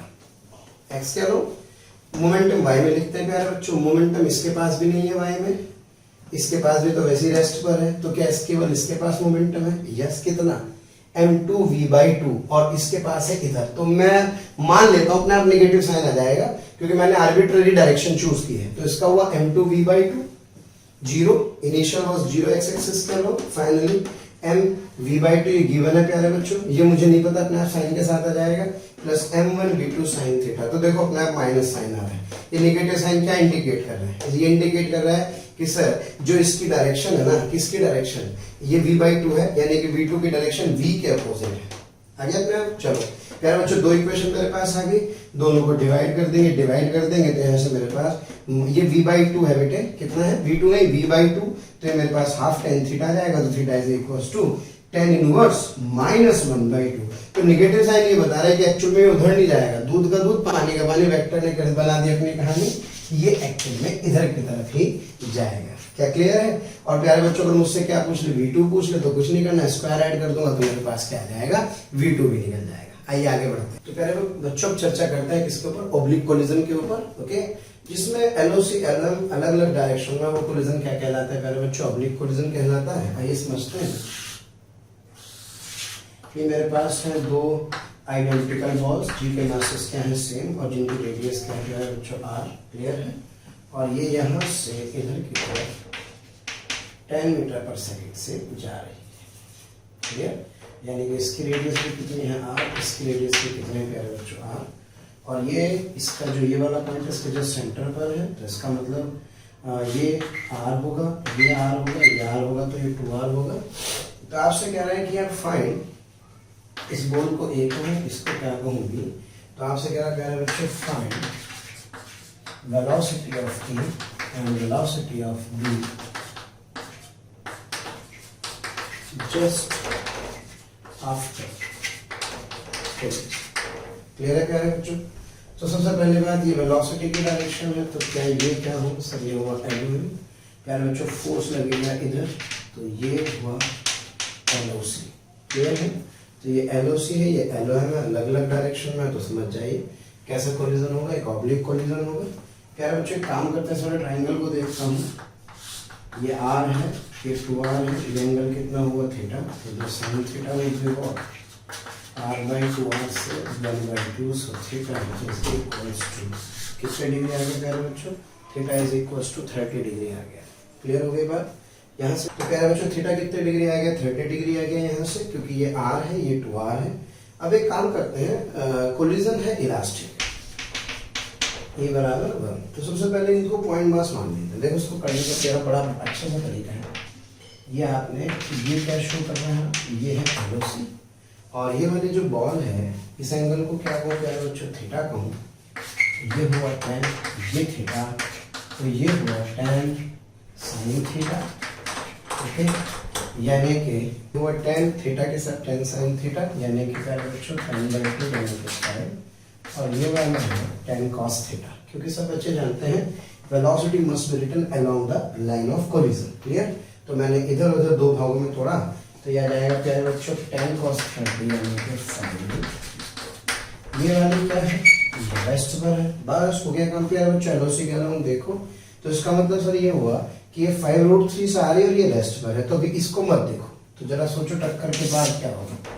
टक्कर के बाद ये वाली वेलोसिटी सेम मासेस के लिए इंटरचेंज हो जाते हैं, सब बच्चे जानते हैं मासेस अगर क्या है सेम और p बराबर है 1, तो क्या वेलोसिटी गेट इंटरचेंज, यस। तो इसका मतलब इसकी जो वेलोसिटी 5√3 है वो किसके पास चली गई, इसके पास, और ये वाली की वेलोसिटी 0 हो गई इधर, लेकिन इसकी इस वाली वेलोसिटी पर एक्चुअल में कोई फर्क नहीं पड़ेगा, यानी कि इसकी 5 metre per second as it is रहेगी और ये वाली वेलोसिटी इसके पास चली गई। तो इसका मतलब सर ये किसकी वेलोसिटी है, this is the velocity of v and this is the velocity of v। और प्यारे बच्चों कमाल की बात ये है कि 90 डिग्री पर जाएंगे तो बहुत प्यारा रिजल्ट है क्या, जब कोई आइडेंटिकल मास के ऑब्जेक्ट्स में एक ऑब्लिक कोलिजन होता है। कैसे कोलिजन होता है, ऑब्लिक कोलिजन होता है। तो ऑब्लिक कोलिजन में कोलिजन के पश्चात ये जो बॉडीज होती है ये हमेशा एक दूसरे से कितने डिग्री पर मूव मारती हैं, 90 डिग्री पर मूव मारती हैं। क्लियर है, ध्यान रखें। तो कुछ नहीं करना है, सिंपल सा कंसेप्ट है। आप जो फॉर्मूला लगाते थे कौन से वाला, सर मैं लगाता था v1 बराबर m1 u1 and so on. तो यहाँ पे जो वेलोसिटी आप लिखेंगे ना प्यारे बच्चों, तो ये वेलोसिटी कौन से वाली होंगी, सर ये वही वेलोसिटी होगी जो नॉर्मल के अलोंग वाली होगी। क्लियर है? बस उस वाले फॉर्मूले में ये वाली वेलोसिटी यूज कीजिए और क्वेश्चन को सॉल्व कर दीजिए। आइए प्यारे बच्चों पढ़ते हैं इम्पल्स। प्यारे बच्चों हम लोग बात कर रहे हैं इम्पल्स की। पहली बात तो बता दूं, जब भी कभी हम लोग इम्पल्स की बात करते हैं तो इम्पल्स का मतलब होता है किसी छोटे से टाइम में होने वाला कोई भी फिनोमेना। कैसे टाइम में? छोटे टाइम में। जैसे आप बताइए छोटे टाइम में होने वाला फिनोमेना क्या है? सर जैसे कोलिजन। प्यारे बच्चों कोलिजन क्या बहुत जल्दी हो जाता है? Yes sir. क्या एक्सप्लोजन? यस। यानी कि जो टक्कर है, ये जो विस्फोट है, ये कैसे टाइम में होता है? इनफाइनाइटली स्मॉल टाइम में होने वाले इवेंट्स होते हैं प्यारे बच्चों। इनके लिए हम लोग टाइम नहीं एक्चुअली डीटी यूज करते हैं। क्लियर? तो मैं भी अपनी बात को यहाँ पे आके प्रोसीड करूंगा, इम्पल्स पे चर्चा करेंगे। फिलहाल मैं समझना चाहता हूँ कि जो न्यूटन सेकंड लॉ ये कहता है, तो प्यारे बच्चों ये टॉपिक शुरू कर रहे हैं। इम्पल्स बहुत इंपॉर्टेंट टॉपिक है और थोड़ा कम समझ में आता है, लेकिन कोशिश करेंगे इसको समझने की। है काम का, भारी बिल्कुल भी नहीं है। अगर अंडरस्टैंडिंग बैठो तो मजा आता है। पहली बात तो इम्पल्सिव है ना। इम्पल्सिव होने का मतलब कुछ कहीं ना कहीं गुस्सा या कुछ ऐसी चीज जो बहुत छोटे टाइम के लिए होती है। क्या मेरी बात क्लियर है? तो इम्पल्स का मतलब बेसिकली कोलिजन, एक्सप्लोजन या एक तीसरी इंपॉर्टेंट चीज क्या है जिसे आप जर्क कहते हैं, या हिंदी में आगे से क्या कह सकते हैं, झटका। क्लियर है? तो ये वो इवेंट्स हैं जिनमें टाइम जो होता है इनफाइनाइटली स्मॉल टाइम लगता है। आप सोचिए बॉल आई, टकरा के चली गई, क्रिकेटर के हाथ मतलब बैट से टकरा और चली गई, तो कितना सा टाइम लगा सोचिए उस समय में। तो वो सारे के सारे जो भी टाइम होते हैं वो इनफाइनाइटली स्मॉल टाइम होते हैं, जिनको हम लोग क्या बोलते हैं डीटी। और मैं आपको बता दूं प्यारे बच्चों, इसकी जो रेंज होती है वो 10⁻⁻5 सेकेंड्स तक होती है। आपको यकीन नहीं होगा कि 1 सेकंड का 1,00,000वां हिस्सा, यानी कि आप सोचिए कोई इवेंट इतने कम टाइम में हो सकता है। यार ऑब्वियस है, जब गाड़ी जा रही होती है और एक्सीडेंट होता है तो क्या एक्सीडेंट होने के बाद एकदम से त्राही त्राही मच जाती है? तो जरा सोचिए हम उसी छोटे से समय पर अभी आने वाले होंगे। फिलहाल यहाँ से शुरू करते हैं प्यारे बच्चों। मैं जानता हूँ Newton second law, that dp by dt, rate of change of momentum को फोर्स कहते हैं प्यारे बच्चों। यहाँ से डीपी को इधर ले गए, एफ के साथ डीटी का प्रोडक्ट हो गया प्यारे बच्चों। फोर्स का टाइम के साथ ही प्रोडक्ट है, जो कि किसके बराबर है? डीपी के। और मैं इसको इंटीग्रेट कर देता हूँ कहां से कहां तक? यहाँ टाइम के लिए और यहाँ पर मोमेंटम के लिए, P1 से P2 और T1 से T2। तो P2 माइनस P1 is equals to integral F dt। Clear है प्यारे बच्चों? तो इसका मतलब ये समय इंटरवल के लिए जो चेंज इन मोमेंटम होगा प्यारे बच्चों ये होगा। क्या मेरी बात क्लियर है? अब इसमें एक बात समझे, ये जो फोर्स होता है, ये फोर्स जो छोटे से समय में लगता है, इसकी अजीब सी नेचर होती है, एक वेरिएबल टाइप फोर्स होता है इस तरह से। तो वेरिएबल फोर्स है तो इसका मतलब it can not taken outside from the integration. No sir. अब इसकी नेचर का भी मुझे नहीं पता है, तो मैं अक्सर यहाँ पे क्या करता हूँ, एक्चुअल में एफ नहीं निकालता बल्कि एफ dt कैलकुलेट करता हूँ। ध्यान से समझिए, क्योंकि एफ तो मुझे पता ही नहीं ना कि एफ कितना है। एफ की तो नेचर ही बहुत अजीब सी, जब कोलिजन हो रहा है, जब बॉल बैट से टकरा के चली गई तो वो फोर्स तो पता नहीं कैसा था, उसका कोई मैग्नीट्यूड है पता नहीं, वो अजीब सा वेरिएबल फोर्स है। उसका ग्राफ तो मुझे पता है लेकिन उसके मैग्नीट्यूड का मुझे आइडिया नहीं है, क्योंकि ये फोर्स कुछ भी हो सकता है। लेकिन इसका जो प्रोडक्ट होता है F dt, okay, that is finite and that is equals to what? That is change in momentum. तो प्यारे बच्चों, अगर मैं इस फोर्स को कांस्टेंट मान लूं, होता नहीं है, लेकिन अगर मैंने मान लिया कि चलो ठीक है कोई एवरेज फोर्स मान लो, कांस्टेंट फोर्स मान लो, अब इस सिचुएशन में मैं इस ग्राफ को ऐसे बना लेता हूं। ये नेचर एक्चुअल होती है, इसको ऐसे मैनिपुलेट किया जाता है। तो ऐसे मानने पर प्यारे बच्चों ये जो एफ है, अब मैं जैसे इसको एफ को एफ एवरेज मानता हूं, तो एफ एवरेज मानकर क्या होगा सर? मैं जब इसको एफ को एफ एवरेज मान लूंगा तो मेरे पास ये जो P2 माइनस P1 है प्यारे बच्चों, ये P2 माइनस P1 मेरे पास आ जाएगा integral F average dt, constant है बाहर आ जाएगा, तो ये डेल्टा टी हो गया, तो डेल्टा टी आ गया। क्या क्लियर है? So that delta p is equals to, तो आप जो फॉर्मूला एवरेज का पढ़ते हैं ना मेरे बच्चों, वो इसलिए पढ़ते हैं कि आप इसको क्या मान लेते हैं? कांस्टेंट। वरना एक्चुअल में आप इस फोर्स को कैलकुलेट नहीं कर सकते हैं, आप इस टर्म को ही कैलकुलेट करते हैं। और ये जो टर्म है प्यारे बच्चों, इस टर्म को भी हम क्या कहते हैं? इस टर्म को हम एक्चुअल में इम्पल्स कहते हैं। क्या कहते हैं? This term is called as impulse and it is equals to change in momentum. तो आप एफ dt का प्रोडक्ट निकाल सकते हैं और मोमेंटम का चेंज कैलकुलेट कर सकते हैं। आइए कुछ क्वेश्चंस इसको और डिटेल में समझते हैं प्यारे बच्चों। फिलहाल F average delta b delta t कब लगेगा? तब जबकि एफ को क्या मान लिया जाएगा? Constant average force. तभी आप इस वाले फॉर्मूले को क्या कर पाएंगे? यूज कर पाएंगे। थोड़ा सा समय लगेगा अभी आपको इसमें जमने में, जरा 2-3 बार में कोई बात बताऊंगा तो आपको अच्छे से समझ में आ जाएगी। आइए बढ़ते हैं आगे। प्यारे बच्चों, इस क्वेश्चन में 2 kg की बॉल जो 10 मीटर पर सेकंड से नीचे की तरफ आ रही है, टक्कर लगने के बाद E1 है, तो सर ने कहा था इसकी वेलोसिटी बस उल्टी हो जाएगी डायरेक्शन वाइज। मास तो 2 kg ही रहा, तो डेल्टा टी कितना 10⁻⁻5 सेकंड तक कांटेक्ट रहा। तो आपसे पूछ रहा है एवरेज फोर्स की वैल्यू कैलकुलेट कीजिए। तो प्यारे बच्चों सबसे पहला काम initial momentum, sir initial momentum हुआ 20, माइनस लगा सकता हूँ, downward direction positive negative upward positive. प्यारे बच्चों पी फाइनल लिख सकता हूँ यहाँ से क्या +20। Okay, so the change in momentum that is simply p final minus P initial that is 20 minus -20 it is 40 kg/s। Clear है? अब प्यारे बच्चों मैं जानता हूँ that average force is equals to delta p by delta t. So this is 40 10⁻⁵ क्या 40 into 10⁵ newton. Can you imagine कितना बड़ा फोर्स है। यानी कि अगर आप सोचिए टाइम की डायमेंशन बहुत छोटी हो जाए तो आप सोचिए फोर्स का मैग्नीट्यूड कितना बढ़ जाता है प्यारे बच्चों। तो इसलिए ऐसे फोर्सेस जो छोटे समय के लिए लार्ज मैग्नीट्यूड के फोर्सेस होते हैं, ऐसे फोर्सेस को क्या कहते हैं? Such kind of forces are called as impulsive forces. क्या क्लियर है? इसलिए प्यारे बच्चों मैं आपसे कह रहा हूं जब कोलिजन होता है, जब एक्सप्लोजन होता है या जब कहीं जर्क लगता है तो डेल्टा टी 0 नहीं बल्कि टेंड्स टू 0 बहुत कम होता है। और मैं जानता हूं कि डेल्टा टी क्या है प्यारे बच्चों, सोचो फाइनाइट। तो क्या delta t is equals to F into delta t. अब ये तो मुझे पता है क्या है, फाइनाइट। भाई 40 तो फाइनाइट वैल्यू है ना। अब सोचो जब अगर ये बहुत छोटा है तो क्या it must be very very large, क्योंकि जब लार्ज को इनफाइनाइटली स्मॉल से मल्टीप्लाई करते हैं तभी तो प्यारे बच्चों फाइनाइट क्वांटिटी आती है। तो मोमेंटम का चेंज अगर फाइनाइट है तो सोचिए टाइम के बहुत छोटा होने पर जो फोर्स होगा प्यारे बच्चों वो बहुत लार्ज फोर्स क्या करता है, बॉडी पर एक्ट करता है। इसलिए मुझे इसकी नेचर पता नहीं होती, लेकिन मैं ग्राफ में इसको कांस्टेंट एवरेज फोर्स मान करके इसकी वैल्यू को कैलकुलेट करता हूँ। तो क्या प्यारे बच्चों मेरी बात क्लियर है? तो मैं एवरेज फोर्स कैलकुलेट कर पाता हूँ। आइए बढ़ते हैं आगे। प्यारे बच्चों अक्सर पूछे जाने वाला सवाल है, इसमें ध्यान रखना जो एंगल थीटा है वो क्या है, ये बेसिकली नॉर्मल के साथ बनने वाला एंगल है। ई कितना है 1, E1 होगा तो ये भी कितना होगा थीटा होगा। बॉल जिसका मास m वेलोसिटी v0 से आती है थीटा एंगल पर, E1 है तो इतनी एंगल थीटा पर चली जाएगी प्यारे बच्चों, और वेलोसिटी की वैल्यू भी कितनी रहेगी, v0 ही रहेगी। अब आपसे पूछा अगर टाइम ऑफ कोलिजन कितना हो डेल्टा टी, तो आपसे पूछा एवरेज फोर्स कैलकुलेट कीजिए। So what is that average force? So that average force is equals to delta t by delta t. प्यारे बच्चों मोमेंटम को लिख सकता हूँ p final minus P initial upon delta T.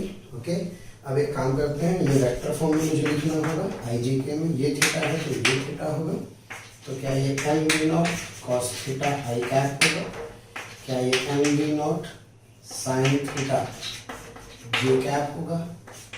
Yes sir ये theta है तो ये थीटा होगा, क्या ये m v0 cos theta minus i cap होगा, क्या ये m v0 sin थीटा क्या j कैप। तो यहाँ say that initial momentum is equals to yes m v0 cos theta i cap plus m v0 sin theta j cap, and that p final is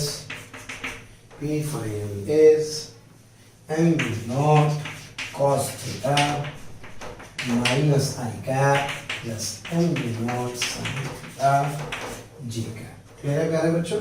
तो change in momentum p final minus p initial, yes minus minus minus. तो प्यारे बच्चों अगर आप ध्यान से देखें तो ये वाला जो कंपोनेंट है कौन से वाला, ये जो मेरा कॉस वाला कंपोनेंट है ये तो क्या हो जाएगा, ऐड हो जाएगा, जबकि साइन वाला कंपोनेंट 0 हो जाएगा। क्या क्लियर है? So that change in momentum that is 2m v0 cos theta।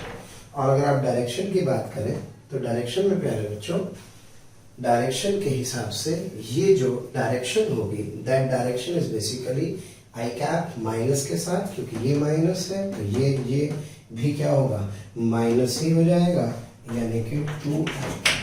Clear?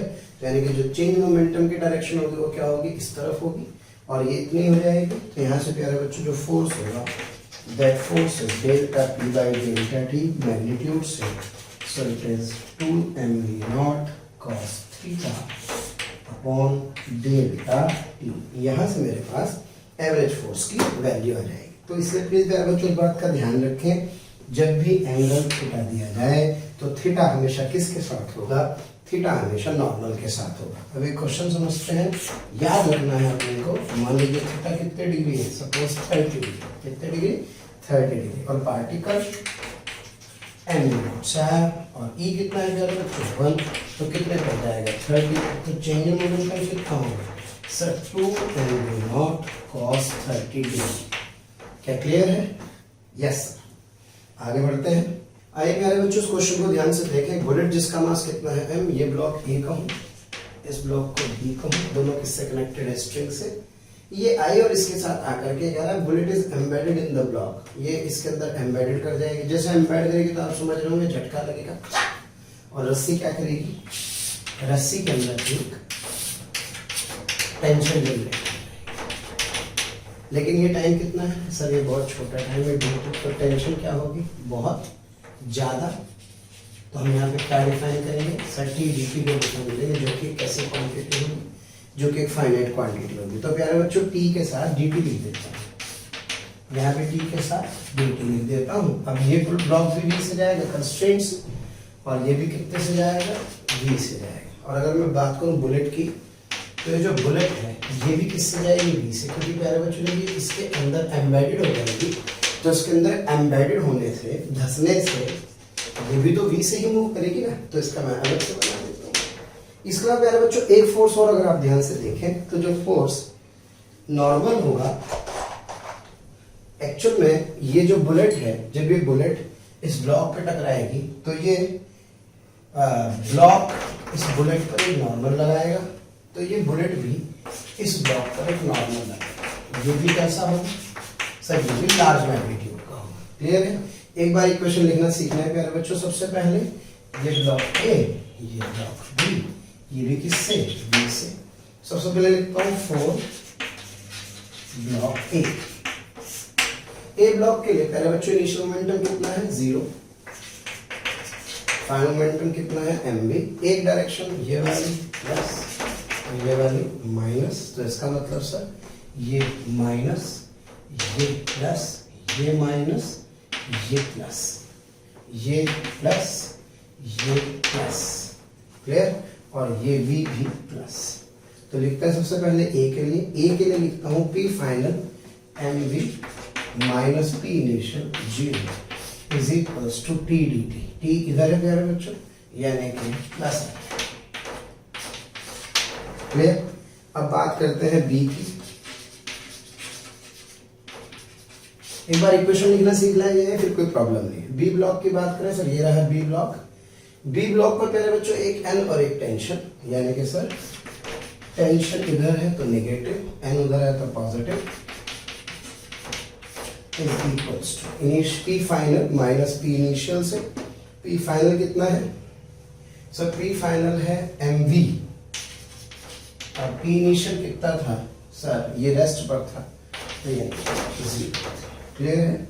अब बात करते हैं, इक्वेशन लिखता हूँ प्यारे बच्चों बुलेट की।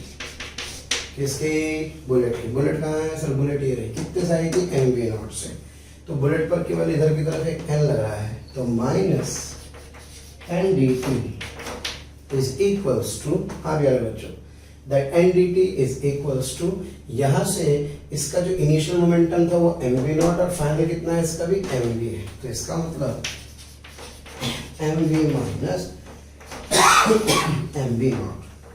तो ये मेरे पास प्यारे बच्चों कौन सी इक्वेशन आ गई, तीसरी इक्वेशन आ गई है। थोड़ी प्रैक्टिस करेंगे इन इक्वेशंस को लिखने की तो और बेटर लगेगा। इसको उल्टा करके लिख देता हूँ, है ना। दोबारा से देखें, ब्लॉक ए के लिए, ब्लॉक ए का इनिशियल मोमेंटम, ब्लॉक ए पर फोर्स इधर, यानी कि टेंशन इधर होगी, तो integral T D T is equals to P final minus P initial. P final कितना है सर mv, पी इनिशियल कितना है प्यारे बच्चों 0। अब एक काम करते हैं, इसको ऐड कर देते हैं, तो क्या है ये और ये, तो sir 0 is equals to yes 3mv minus mv0। Clear है? तो क्या बच्चों 3mv बराबर mv0 से क्या v की वैल्यू आ गई कितनी, v0/3। और मुझसे पूछ रहा है इम्पल्स ऑफ टेंशन, तो यहाँ से इस इक्वेशन को देखूं तो integral T D T is equals to M into V से प्यारे बच्चों एम इंटू वी की वैल्यू नॉट बाई 3 रख दीजिए, मेरा आंसर आ जाएगा कितना एम बाई 3। क्लियर है? तो ऐसे मैं क्या कर सकता हूँ, मैं टेंशन का इम्पल्स भी निकाल सकता हूँ, मैं फाइनल वेलोसिटी भी क्या कर सकता हूँ, कैलकुलेट कर सकता हूँ। क्लियर है? आइए बढ़ते हैं, करते हैं अगला सवाल। प्यारे बच्चों बड़ा फेमस क्वेश्चन है, एक एम मास की बुलेट वी नॉट स्पीड से आती है, ये ब्लॉक रेस्ट पर है, ये रेस्ट पर है, इसमें आके एम्बेडेड हो जाती है। तो आपसे पूछ रहा है find V of the blocks when the bullet is just embedded in the blocks. तो प्यारे बच्चों जब इसके अंदर धस जाएगी तो धसने के बाद एक झटका लगेगा, यस सर, जिससे टेंशन टी डी टी इधर आ जाएगी, इसमें टेंशन टी डी टी इधर आ जाएगी। क्लियर है? क्योंकि फोर्स तो मैं डायरेक्शन निकाल ही सकता हूँ। और प्यारे बच्चों ये एम मास की बॉडी वी से नीचे जाएगी और ये वी से ऊपर जाएगी, और ये जो बुलेट है ये एम्बेडेड हो गई है तो ये भी वी से नीचे ही जाएगी। क्लियर है? तो इस क्वेश्चन को सॉल्व करने के लिए अब आपसे कह रहा है वी ऑफ द ब्लॉक निकालो, इसका जुगाड़ समझे बस। इसमें क्या करना होता है, सीधे सीधे स्ट्रिंग के अलोंग मोमेंटम कंजर्व कर देना होता है। यानी कि सर आप क्या कहना चाह रहे हैं, बता आप इस सिस्टम को प्यारे बच्चों ऐसे बना लो, ये रेस्ट पर है, ये रेस्ट पर है, ये बुलेट एम आई कितनी स्पीड से वी नॉट से। अब सोचो स्ट्रिंग के अलोंग काम चलाना है, तो स्ट्रिंग के अलोंग यानी कि टक्कर के बाद होगा क्या, आप देखिए इसको ऐसे बना देंगे। जब आप इसको ऐसे बनाएंगे तो ऐसे बनाएंगे तो इसकी जो वेलोसिटी वो ऐसे आ जाएगी, ओके, और इसकी वेलोसिटी ऐसे आ जाएगी। तो इसका मतलब ये भी कितने से जाएगा, v से, ये भी कितने से जाएगा, v से, और बुलेट भी कितने से जाएगा, v से। ये m, ये m, ये m, इस स्ट्रिंग के लेंथ के लॉन्ग मोमेंटम कंजर्व कर दीजिए। तो क्या एम वी बराबर, सॉरी क्या एम वी नॉट बराबर प्यारे बच्चों 3mv, तो v की वैल्यू कितनी है, सर v आ गया मेरे पास v नॉट बाई 3। अब टेंशन का इम्पल्स निकालना है तो एक काम कीजिए, यहाँ टी डी टी लगा दीजिए, यहाँ टी डी टी शुरू ना होगा ही नहीं, तो इसका इनिशियल मोमेंटम कितना है 0, फाइनल कितना होगा mv, तो t D T is equals to t final minus t initial, तो integral T D T is equals to, भाई आप इससे भी सॉल्व कर सकते थे, इससे भी कर सकते थे, तो इससे सॉल्व कर लीजिए। So that T D T is equals to what, प्यारे बच्चों याद आएगा mv कितना होगा फाइनल, mv माइनस 0 यानी कि mv बाई 3। इससे मैं क्या कर सकता हूँ, टेंशन का इम्पल्स कैलकुलेट कर सकता हूँ। क्या प्यारे बच्चों मेरी बात क्लियर है? इस क्वेश्चन में एक बात का विशेष ध्यान रखें, अगर यहाँ स्ट्रिंग ना होती, अगर यहाँ स्ट्रिंग ना होती, ओके, यहाँ क्या होता प्यारे बच्चों, एक स्प्रिंग होता, क्या होता, एक स्प्रिंग होता, और यहां पर ये बुलेट वही वी नॉट से आती।